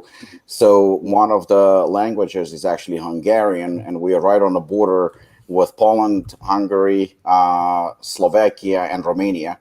So it's like a heavily influenced area by that. And Robbie is, I would say, a pretty common name, especially in Hungary. And so as a kid, everybody would call me Robbie. Robert is just, I guess, it's my mom's choice. So she named me Robert because that was not very common as a name, obviously, in that region.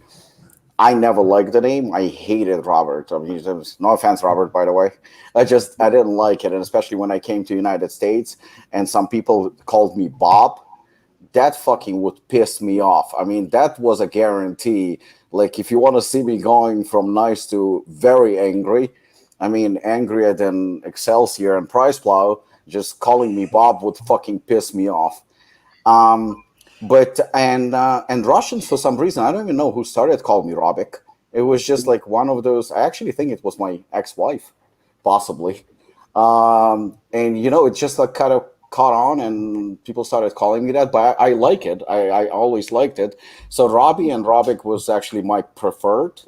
And Robert is just official that I always feel like I'm 90 years old when somebody calls me Robert for some reason. I guess that's the answer. So what Robert calls me and what Shane calls me, beautiful. There we go. All right. I just thought it was easy because if I said Robert, then two people might look at me. Yeah. I guess Same. just make a distinct difference. It's real easy.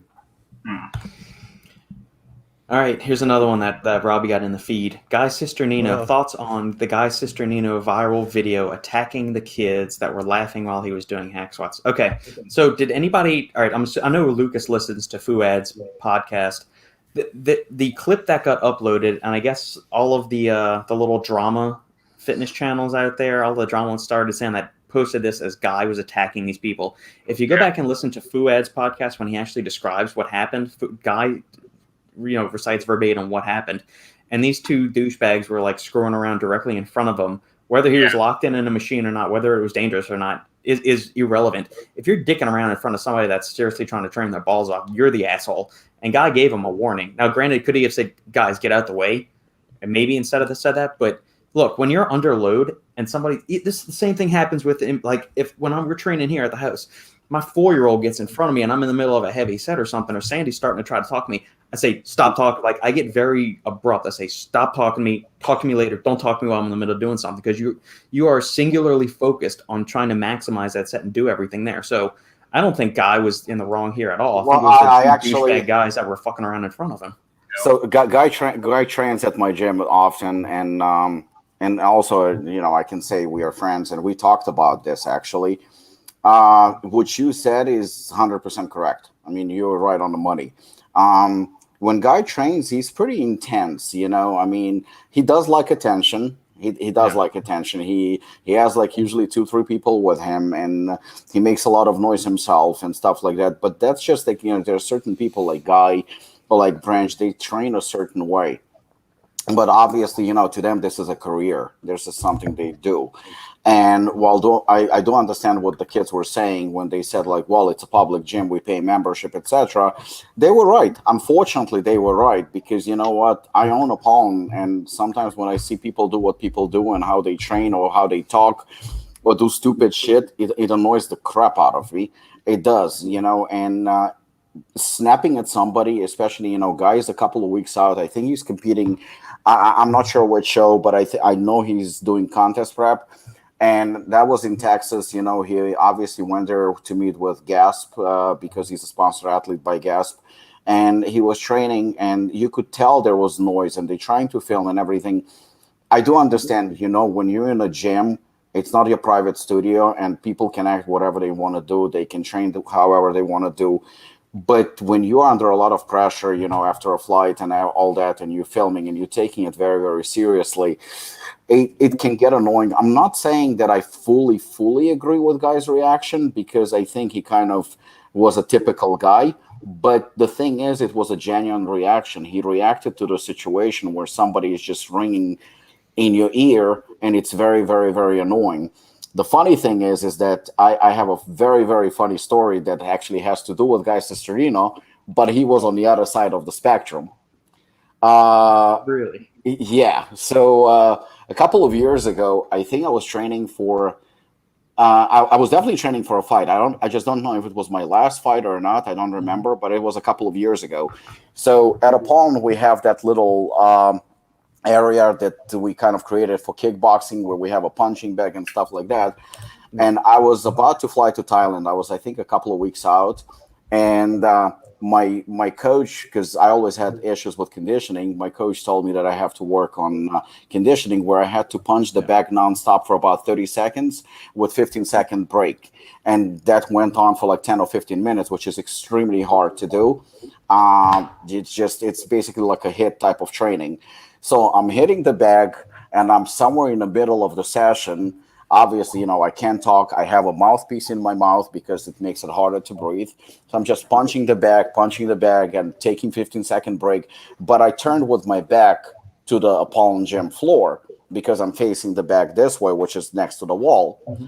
All of a sudden, I hear behind me, "Hey, bitch!" And it was like 15-second break. I'm turning around, and it's Guy Cisternino, you know, being Guy. And I'm like, I'm completely ignoring him because I can't talk, and you know, I have a set to perform. So I'm punching the bag. It goes again, "Bitch, I'm talking to you." I'm like, at this point, like, I'm getting a little bit annoyed with him, but it's just Guy being Guy. You gotta love him, and he's not letting it go, and I continue staying composed without saying a word. You know, I'm just like working on a bag, and he goes to me, "Oh, so you don't say hello to me? Bitch, I could just fucking knock you the fuck out right now. I can take you." And he keeps ringing, and at this point, he's literally making me very, very angry, which to him, it's a joke. Now, to me, it's getting very, very annoying because I have trouble breathing. I'm trying to concentrate, but yet the fucker is just fucking with me nonstop. And, you know, he wouldn't actually let it go. He just continued for the next it's only a few minutes, but for me, it was like an eternity. So once the round was finished, I'm like catching my breath. I get my mouthpiece out, and he's like, "The fuck? I don't get a hello. Like, you don't talk to me. What the fuck is your problem?" Like, "You motherfucker, I'm gonna fucking kill you." So yeah, it was very, very funny when it happened. I was like, bitch, remember what you did to me? But I don't think there is any controversy to it. You know, I saw that Guy got some you know, negative feedback on the internet, but you know, like I said, I can see it. The problem is like when you train in a public gym, you are unfortunately surrounded not just by people that want to train the way you train, but also people that come to the gym as if it's a social club, and there is not much you can prevent them from doing, because by them paying 20, 30, 50 bucks or whatever the membership is, that actually entitles them to basically do whatever they want, not even train, just come and fucking socialize with each other. And that's a problem. But his reaction was genuine. It's very, very unfortunate that he got that kind of a heat.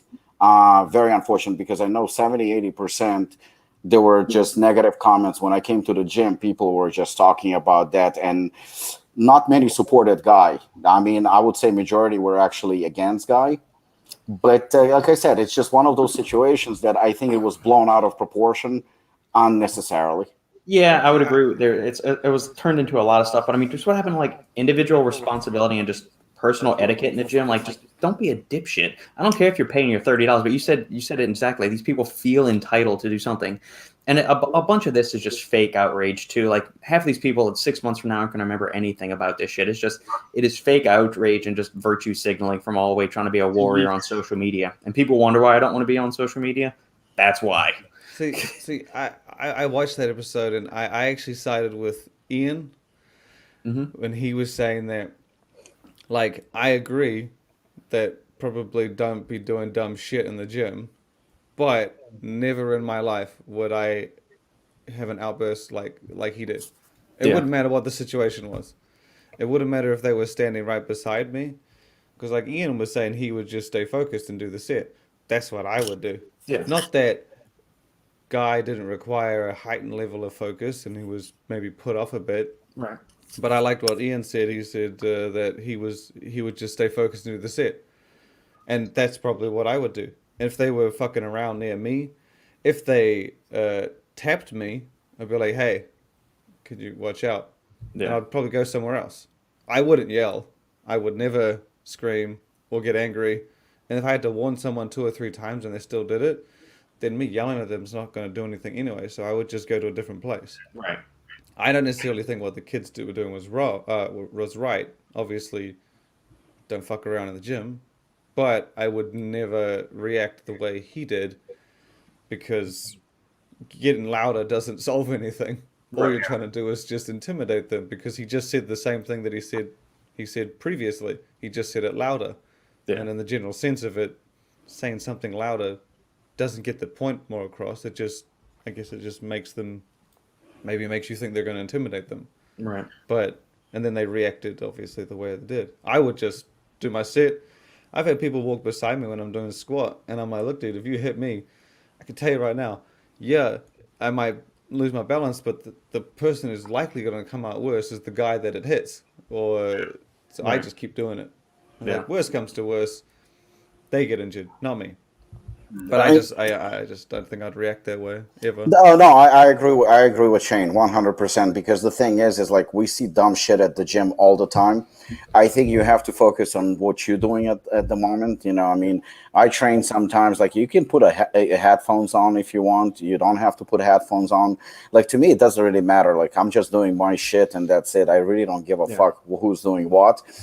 I think that, when I talked to Branch and he said basically, he goes like, I agree with Guy, but probably shouldn't have uploaded that video because it did backfire. It did backfire a lot. You know, we're living in a different times where it's a basically cancel culture where everybody has an opinion and everybody is untouchable and whatnot. There was no need, I guess, to react that way. Knowing Guy's personality, I know that that's how he reacts. I do know. I mean, he is very explosive in that regard. But I agree with Shane. You just focus on what you're doing, unless somebody is like literally on you or in your way or something like that. It is what it is. I think that this video doesn't show the full spectrum of the case, because it was uploaded in a funny way. And at the same time, when they showed that when Guy jumped over the guys, they were in a different spot at the gym. So I don't think it was. I still don't. It was accurate. I don't think it matters even if they were right beside him. Yeah, I get if they were like shaking his hand. I wouldn't also like jump and like yell just like Guy, because Guy is Guy. It's his thing, and he's Guy. I'm Lukasz. So we all act differently. Is it necessary to yell at someone? No. Do you think that he should do that? I don't think so. But at the same time, it's like, it was his thing. It was in the moment. Plus, I think he was hyped because he was like recording a video or something. Yeah. So that was probably also something that could bother him, but at the same time, he squashed this thing in like 1 hour after the gym or something. He reached out to the kid and they talked about it on the IG, and he's closed. So I think some social medias are like trying to do a hot story about something that it's not like. If this had happened to me and like I yelled, or like someone yelled at me, I wouldn't put it on social media because No. I'm sure it happens 1,000 times a day, whether it be road rage or some old lady getting the last banana at the supermarket. I don't fucking know. Like, just, I don't know. So you're saying you would yell at the little old lady for stealing your banana at the grocery store? I told you, I would never yell at anyone in a Would public Nikki setting. yell at her? No. Okay. With me and her are the same. Like like I said, if this goes back to the restaurant thing. If I ordered chicken and someone bought me beef, I'd be like, oh, he tried. I'll eat the beef. I'll tell you what, if you bought me a plate of vegetables, I might have a problem. But I wouldn't yell. I'll probably ask nicely, be like, hey, do you mind switching this for what I actually ordered? But I wouldn't yell because I don't think people do things wrong intentionally. Yeah. Most of the time. It's valid. Thoughts on Fouad and Sergio Oliva Jr.'s beef?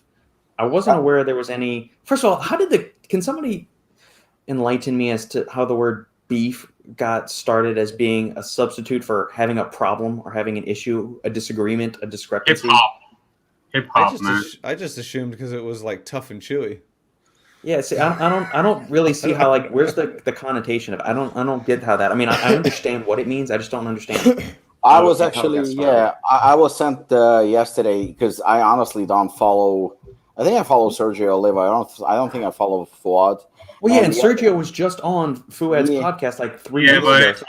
But I think. Yeah, yesterday somebody sent me a screenshot of actually the conversation or going at each other on social media, and the guy goes to me. He's actually a gym member. He goes to me, "This is the reason why I hate bodybuilding these days, because like a bunch of children and acting very, very unprofessionally and just whining like little bitches."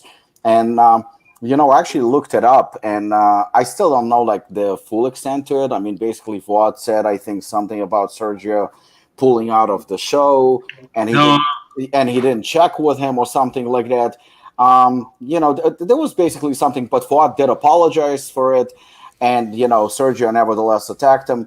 So my take on it is, again, this is even worse case than Guy Cisternino. This is literally about nothing, and I have to agree with what Dave said, the guy who sent it to me. I think that they acting like little children. This could be resolved, behind the scenes. I don't know if Sergio did it to get attention. I don't know if Fuad did it to get attention, or both did it to get attention. But this is something, it seems to me like, when bodybuilders cannot back up on stage, they kind of create these personas and they create these things to stay relevant. But and again, I'm not accusing either one of them because I honestly don't give a shit. But to me, this is so childish. It's beyond anything. This is something that could have been resolved easily, behind the scenes. If you have difference with somebody, especially if you were on his podcast, obviously you know each other. Obviously you're a peer, so to speak. This I don't think paints, and it doesn't really matter who is right and who is wrong. I don't think this paints either one of them in a good light, because anyone who has even a moderate IQ, you don't have to be a genius, you could see that this is completely unnecessary. There are so many things you can talk about in bodybuilding, ranging from diet to training to competition, supplements, drugs. I mean, there are so many things that your followers would appreciate. But when you're arguing, you're creating drama to get the views, obviously. And this is not even a drama. I'm not saying that fights don't exist. Fights do exist, and unfortunately, they are sometimes necessary, and sometimes there is no choice. So I'm not against fighting. I'm actually pro-fighting when there is a reason for a fight. But reading this, and I read it up very, very, because it's like fucking this long. Reading both of they posts, unnecessary. Yeah, but it's not for the views perspective or anything like that. Then why is it on social media? Yeah, it's due to Sergio, because he was pissed because he said, I believe, to Nick that he's not gonna do the Chicago because he's gonna do the Arnold. Okay. And Nick told everyone on the podcast And after that, all the sponsors that Sergio had pulled from him, so he lost a ton of money and a ton of support, and that's why he is pissed. And when he recorded the video and it went live. So, and I also agree that he shouldn't do that, and he should like talk with Fuad at the first place and like try to resolve the case, backstage, as you said.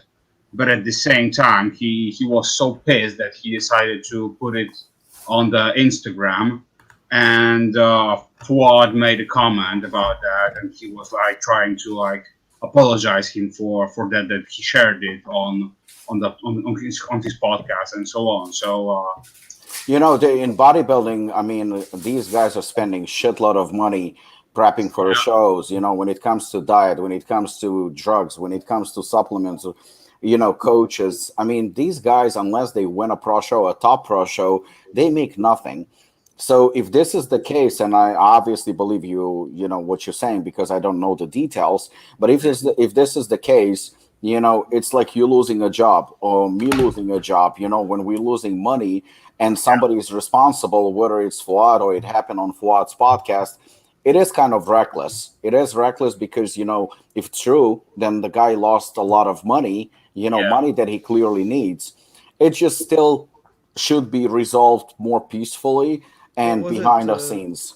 Was it true? Is he actually not competing? Yeah, he's gonna do the Arnold, and he's not gonna do the Chicago. So wait, I'm so confused though. It was what Nick said. It was Nick who said it, though, wasn't it?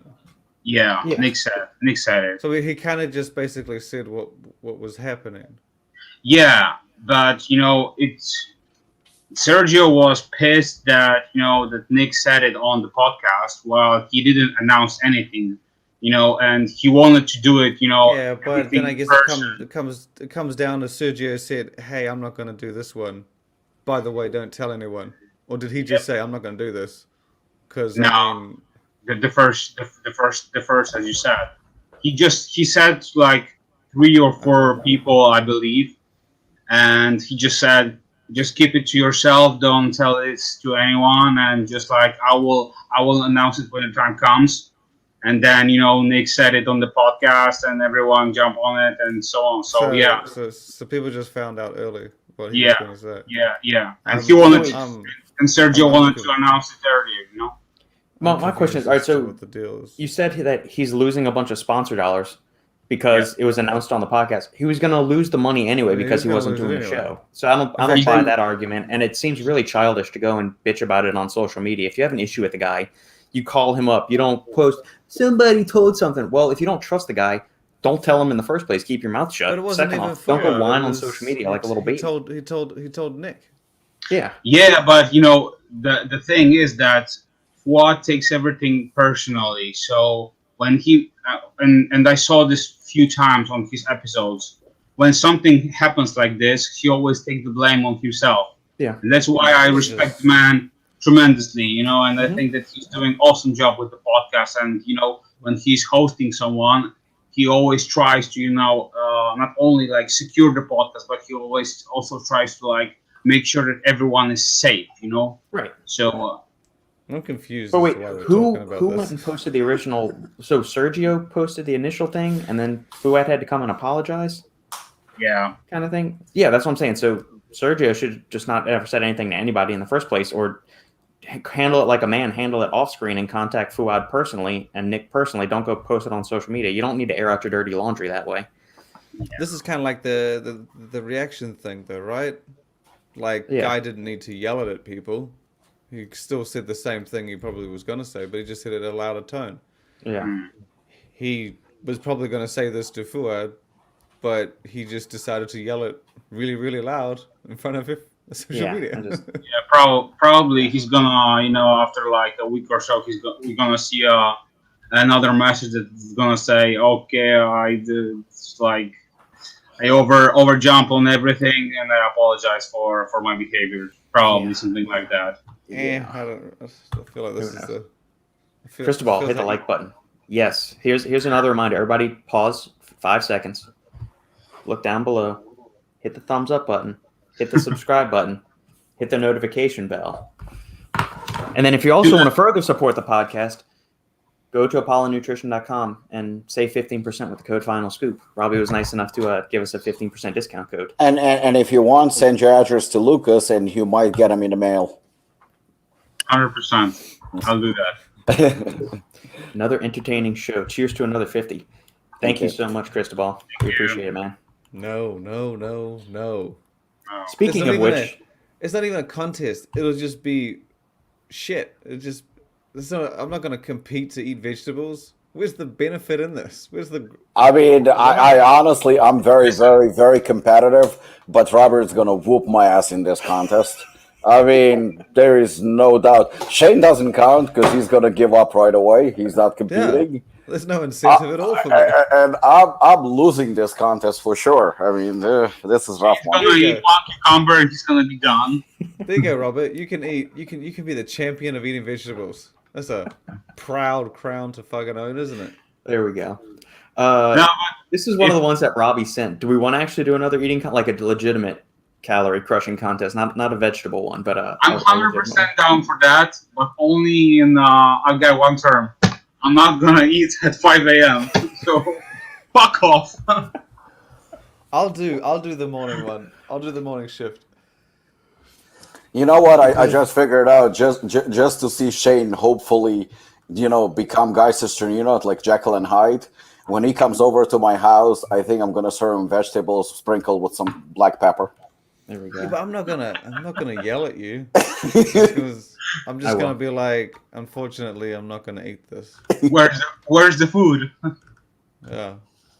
Why are we in the garden? What's going on? Why am I eating just fucking leaves? All right, here we go. Kuntal. Important natty supplements, nutrients to consider for a budding bodybuilder and a long-term vegan. Been one for 18 years plus. He's already supplementing with B12, D3, DHA, which is one of the fish oils, creatine, and he eats quality protein. Potentially iron and or carnitine.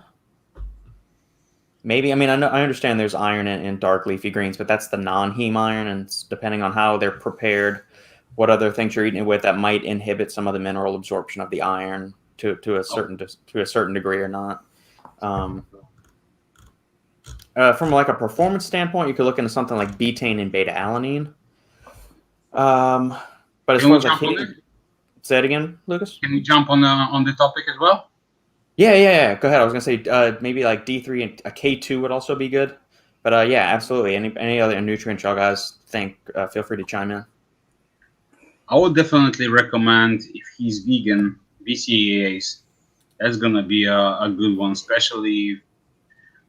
He mentioned that he's eating like quality protein, but as far as like vegan sources, I don't think it's quality.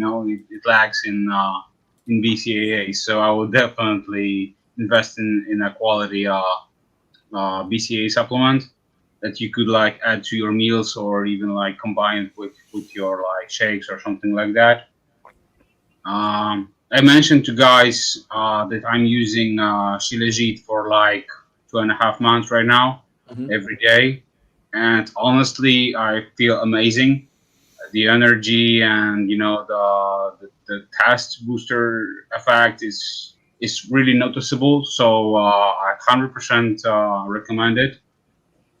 I would Even also with all the lion's mane you're eating. Oh yeah, man. I would also invest in mushrooms. As you know, I'm a big fan. So reishi, cordyceps, chaga, lion's mane, maitake, shiitake, those kinds of things. Yeah, so Kuntal, if you're going to have issues sexually, you know who to blame now. Yeah. Yeah, I mean, it seems like you're off to a really good start there, Kuntal. Yeah, eat your quality protein. If you're concerned maybe about your amino acid intake, BCAAs or EAA supplement wouldn't hurt to have a serving or two of that a day. Carnitine, maybe iron, K2. Curcumin would be a good one as well.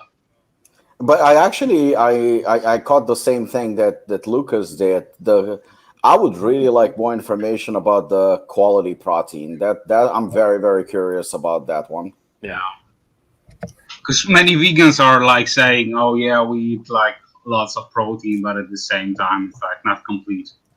So if you're saying that, for example, you're eating like grass or like spinach or those kinds of things, and you're saying that it's quality protein, no, not at all. All right, the official Morphogen rep for the podcast, Brooke, is chiming in with so once again, Morphogen dropped something new, iron and another cognitive enhancer. Wondering your take on how the formulation. Florida isn't so bad, Lucas. It's a little warm. It's very warm. It's warm and humid as a motherfucker, just like New Orleans is. I like warm weather, so yeah, I'm down for that. Plus, you can like always take me for a walk or something. Do a Go on the lead. beach. Yeah. Go for a romantic stroll on the beach. That's what y'all can do. I'm gonna bring some green cola, so you're not gonna be bothered. Just give me some meat and green cola, and just take me for an occasional walk on the beach. You sound like a lot of responsibility, Lucas. I'll tell you that. Yeah, just make sure to have some green cola. I'll be good. Sorry. I'll be a good boy. I feel sorry for the fan that ends up with Lucas in the mail. So it's a daunting responsibility. So the Morphogen iron formula, it is 180 capsules, 27 milligrams yield of iron as ferroshell, ferrous bisglycinate chelate. So it's better than iron oxide. It's going to have superior bioavailability. So any of these chelated mineral forms are hands down better than any kind of like oxide form or carbonate form or anything like that. So yeah, that I looked up, tried to find the new Cognigen formula. It's based on the Stack 3D news article, which Shane so generously put up. Oh yes, so it is not available yet. Ben was telling me it was meant to come in Friday or something, and they had a formula on their site. Yeah. But before I shared it, I hit up Ben, and he said, that's actually, don't put that one out, because it may, in fact, be changing. I think there's been some delays or something. So, yeah. Yeah, I mean, knowing Morphogen, it will be a stellar formula. Focus, mood, and energy. I'm curious to see what it is. I checked the site just now, too, and I can't see the formula on the site anywhere, but... I think he said it's intended more for like a general use nootropic. I guess kind of like a mental multivitamin or something. Kind of like Ghost Gamer, not in the sense of the formulation, but like something you can just take for an energy and focus boost. Whereas Morpho Brain, I think, is more intended to be like a daily nootropic thing. Yeah. So I think he's going for that more general use. You can use here, there, not necessarily everyday thing. Yeah. Not a groupie, I swear, regarding Morphogen. I think I can keep you alive for a bit. Ignore the dead plants. They're not representative of my carrying abilities. I'm screwed. If things get really bad, Lucas, my uncle lives in Florida. I'll give you his address, and he'll keep you company. Like I said, I'm gonna migrate. There you go. As long as you like Jack Daniels or Evan Williams, you'll be set too. So. For the listeners out there, for Shane, who doesn't know what that is whiskey and bourbon. Tennessee whiskey and bourbon. Evan Williams and Jack Daniels. So those weren't two other men I was sending Lucas to. Is this an alcohol thing? Yeah. Brooke, thank you again for doing the show. I genuinely love hearing the banter, and we get real info on the supplement industry. Yes, ma'am. Thank you for tuning in as always, Brooke. We appreciate it. Thank you. This will be a last call for questions, guys. I've got to jump off here in a few minutes, and we'll do this again next week for episode 51. And then next week, I will have to make sure I am diligent with which time I hop off, because we're having our daughter's 4-year-old birthday party at the distillery. We're going to after that. So she'll turn 4, not this coming Monday, but the 21st. And we're doing her little party at the distillery because it's like 15-acre ranch. We're going to bring a couple pop-up tents out there. There's a food truck on site. So we're going to buy the pizza and everything for everybody. And then after that, the adults can just go drink all the liquor they want to while the kids play on the playground. Does she have a lot of friends? Not saying like she has none, but like what are you trying to say about my child, Shane? Are you insinuating something based on her father's personality? No. I'm trying to gauge. Yes, so, that's exactly what he's doing. How many friends is coming to said birthday parties? Like, well, 10? Okay, so she's at a daycare, and she's transitioning between the porcupines class and the otters class. So when she's officially a 4-year-old, she'll jump up to the otters class. So she's in porcupines right now. There's like 8 or 10 kids in the otters class, and there's another 8 or 10 in the porcupines class. So I'd asked the daycare director, like, which one does she spend more time in? And they said, well, about even, because we're in the middle of easing her into the next room, because once she turns 4, she's going to be in that next room. And so I said, fine, whatever. It's not like we're bringing all these people to our house or like going to one of those like indoor birthday party places. It's at a distillery. People can go buy all the drinks, water, cokes, liquor they want to. We'll buy the pizza, and we go to Iron Wolf enough that like we know the people that run the pizza truck there, and so they'll cut us a deal on the food that we're getting and all of that. So right now, so we invited both classes. As of right now, 4 of the little kids said yes, and plus that includes like their mom and dad. So I think right now we're looking at 12 people. But a rule that we were told, like somebody told Sandy, like invite as many friends as you can have as many friends as how old you're turning. So if your daughter's turning 3, she can bring 3 friends over, plus their parents or siblings or whatever. So that's one friend for each year of age. You get to an age where that starts reversing. I'll tell you that. But yeah, I'll be 36 this year. I don't think I have 36 friends I really would be inviting to the house. Yeah, no. So, when she had 3, when she was 3, did she have as many friends? But say it again. When she was 3 and she had a party, did she have as many friends? Because at the party. Well, last year, okay. So last year, this is like the first year we're actually doing like a legitimate birthday party kind of thing. Last year, couldn't do one last year. Well, I mean, we could. We just did something at our house with like the family friends that live in our neighborhood and all of that because you didn't know how like scared and people shitting in their pants over all the nonsense of last year. So I mean, every year we've done it, it was just like we always just do like the people that we usually go hit up the breweries and distilleries with, or if like our family's in town, we'll do all of that. So this is the first time we're actually inviting people over to do something that are like actually her age. Before that, she was the only kid, but she didn't know any better. She was 3. My daughter's turning 3. And she's like, "Oh, I want to make sure she has a lot of friends." And I said, "She ain't any fucking friends. She's not gonna know anything." She was like, "What if she feels lonely?" I said, "She remembers shit. I don't remember anybody from under 5, 6, or even 7. There's no way in hell she's gonna be like, oh man, where are all my friends?" She didn't even understand the term friends. That's what I said. I was like, yeah, interesting. Gave her some supplements, and she's gonna have friends. Yeah, dude. Every time I get a package, every time a package comes in, she picks it up, brings it inside, opens it, and then stacks the shit on top of each other. Mm-hmm. Yeah, and then just happy as hell. Yeah. Yeah, that's all. I mean, we don't have a lot of toys for her here. Like she makes fun with boxes and books and whatever she can find. Like we have all this multicolored tape, and she's like taping half the den, like from the TV to the sofa and all this stuff. Kids, let your kids be creative and fun. Don't just mire them in front of like a TV and turn them into like a mongoloid or something. Just let them be kids and play. She watches a lot of TV. I have no problem with that. Well, that too. I'm bad like that. I'm just like, you know what? You're fucking annoying. Just sit down, watch this shit, and I'm gonna remote. Have fun. Yeah, man. And the worst part was we were watching some sort of YouTube channel, and at the end, much like you said before, like click the like button, like the little character comes up and it's like and subscribe, and we're sitting there and my daughter goes like, subscribe, and I'm like, fuck. I was like, holy shit, you watched it this much? They're incredibly perceptive. They are. She timed it perfectly. She wasn't repeating it. I was like, man. Yeah. God damn it. We are doing a party at the Distillery Brook. Yes, the distillery is also releasing their first single barrel 6-year bourbon. So it's also Daddy's going to get a little present too, because that's also Father's Day weekend, and Sandy's birthday is 2 days after that too. So Sandy's birthday is the 23rd. The Halfling's birthday is the 21st, and Father's Day is the 20th. So it's going to be like one whole weekend of just. Oh, that's right. Your Father's Day is different from ours. It is, yeah. But I'm not big on celebrating stuff. Like you said, do you have many friends at your birthday?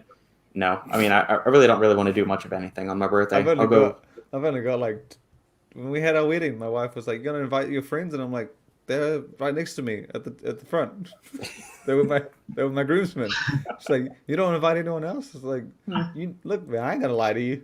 There isn't anyone else. They're all up there." You're stuck with us. Yeah, man. Well, if y'all were close, you would be invited to my birthday party. Maybe. Except for Robbie. I don't know. I'm not sure. I don't know. Are you serving vegetables? Depends. Cake made with vegetables. Yeah. That's the party favor. Everybody gets a bottle of pickled vegetables as their parting gift. And the broccoli. People don't really do that shit, do they? Not for adults. Well, apparently, I didn't understand this, but so our halfling went to a birthday party for some of the other kids at the daycare, and the thing to do now is everybody gets like a little goodie bag when they go. I'm thinking, my birthday party. Why the fuck am I giving you a parting gift for coming to my birthday party? That's not the way this works. I understand that. I think it's can dumb. see that.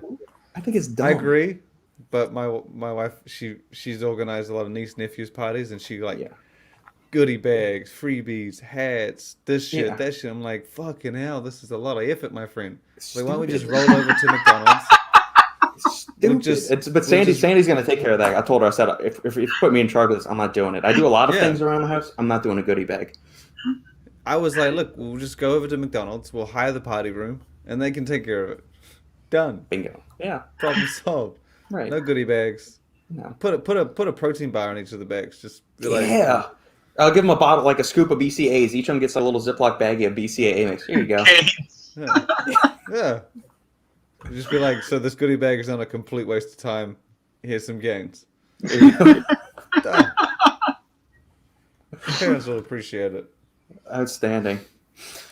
All right, my friends. Thank you for putting up with me again for another 2+ hours and change. I always enjoy this. Is the highlight of my week. For all the listeners tuning in, thank you guys for tuning in. As always, if you like what we're doing here, make sure to like, comment, and subscribe. Leave us a 5-star review on iTunes or Podbean or any other podcast perusing platform that you might listen to. Questions, comments, queries, quips for any other discussions for future episodes, shoot me an email to supplementengineer.com. Leave them down below in the comments section, or feel free to reach out to Lukasz, Shane, or Robbie on any of their preferred social media platforms. Any closing thoughts, gentlemen? Brooke, send me your address. Lukasz is ready for that green cola walk on the beach. Yeah. Oh, damn. My leash. There we go. All right, gentlemen. Thank you all, and thank you to the listeners tuning in there. We'll catch you next week on the final scoop. All right, talk to you later. Bye.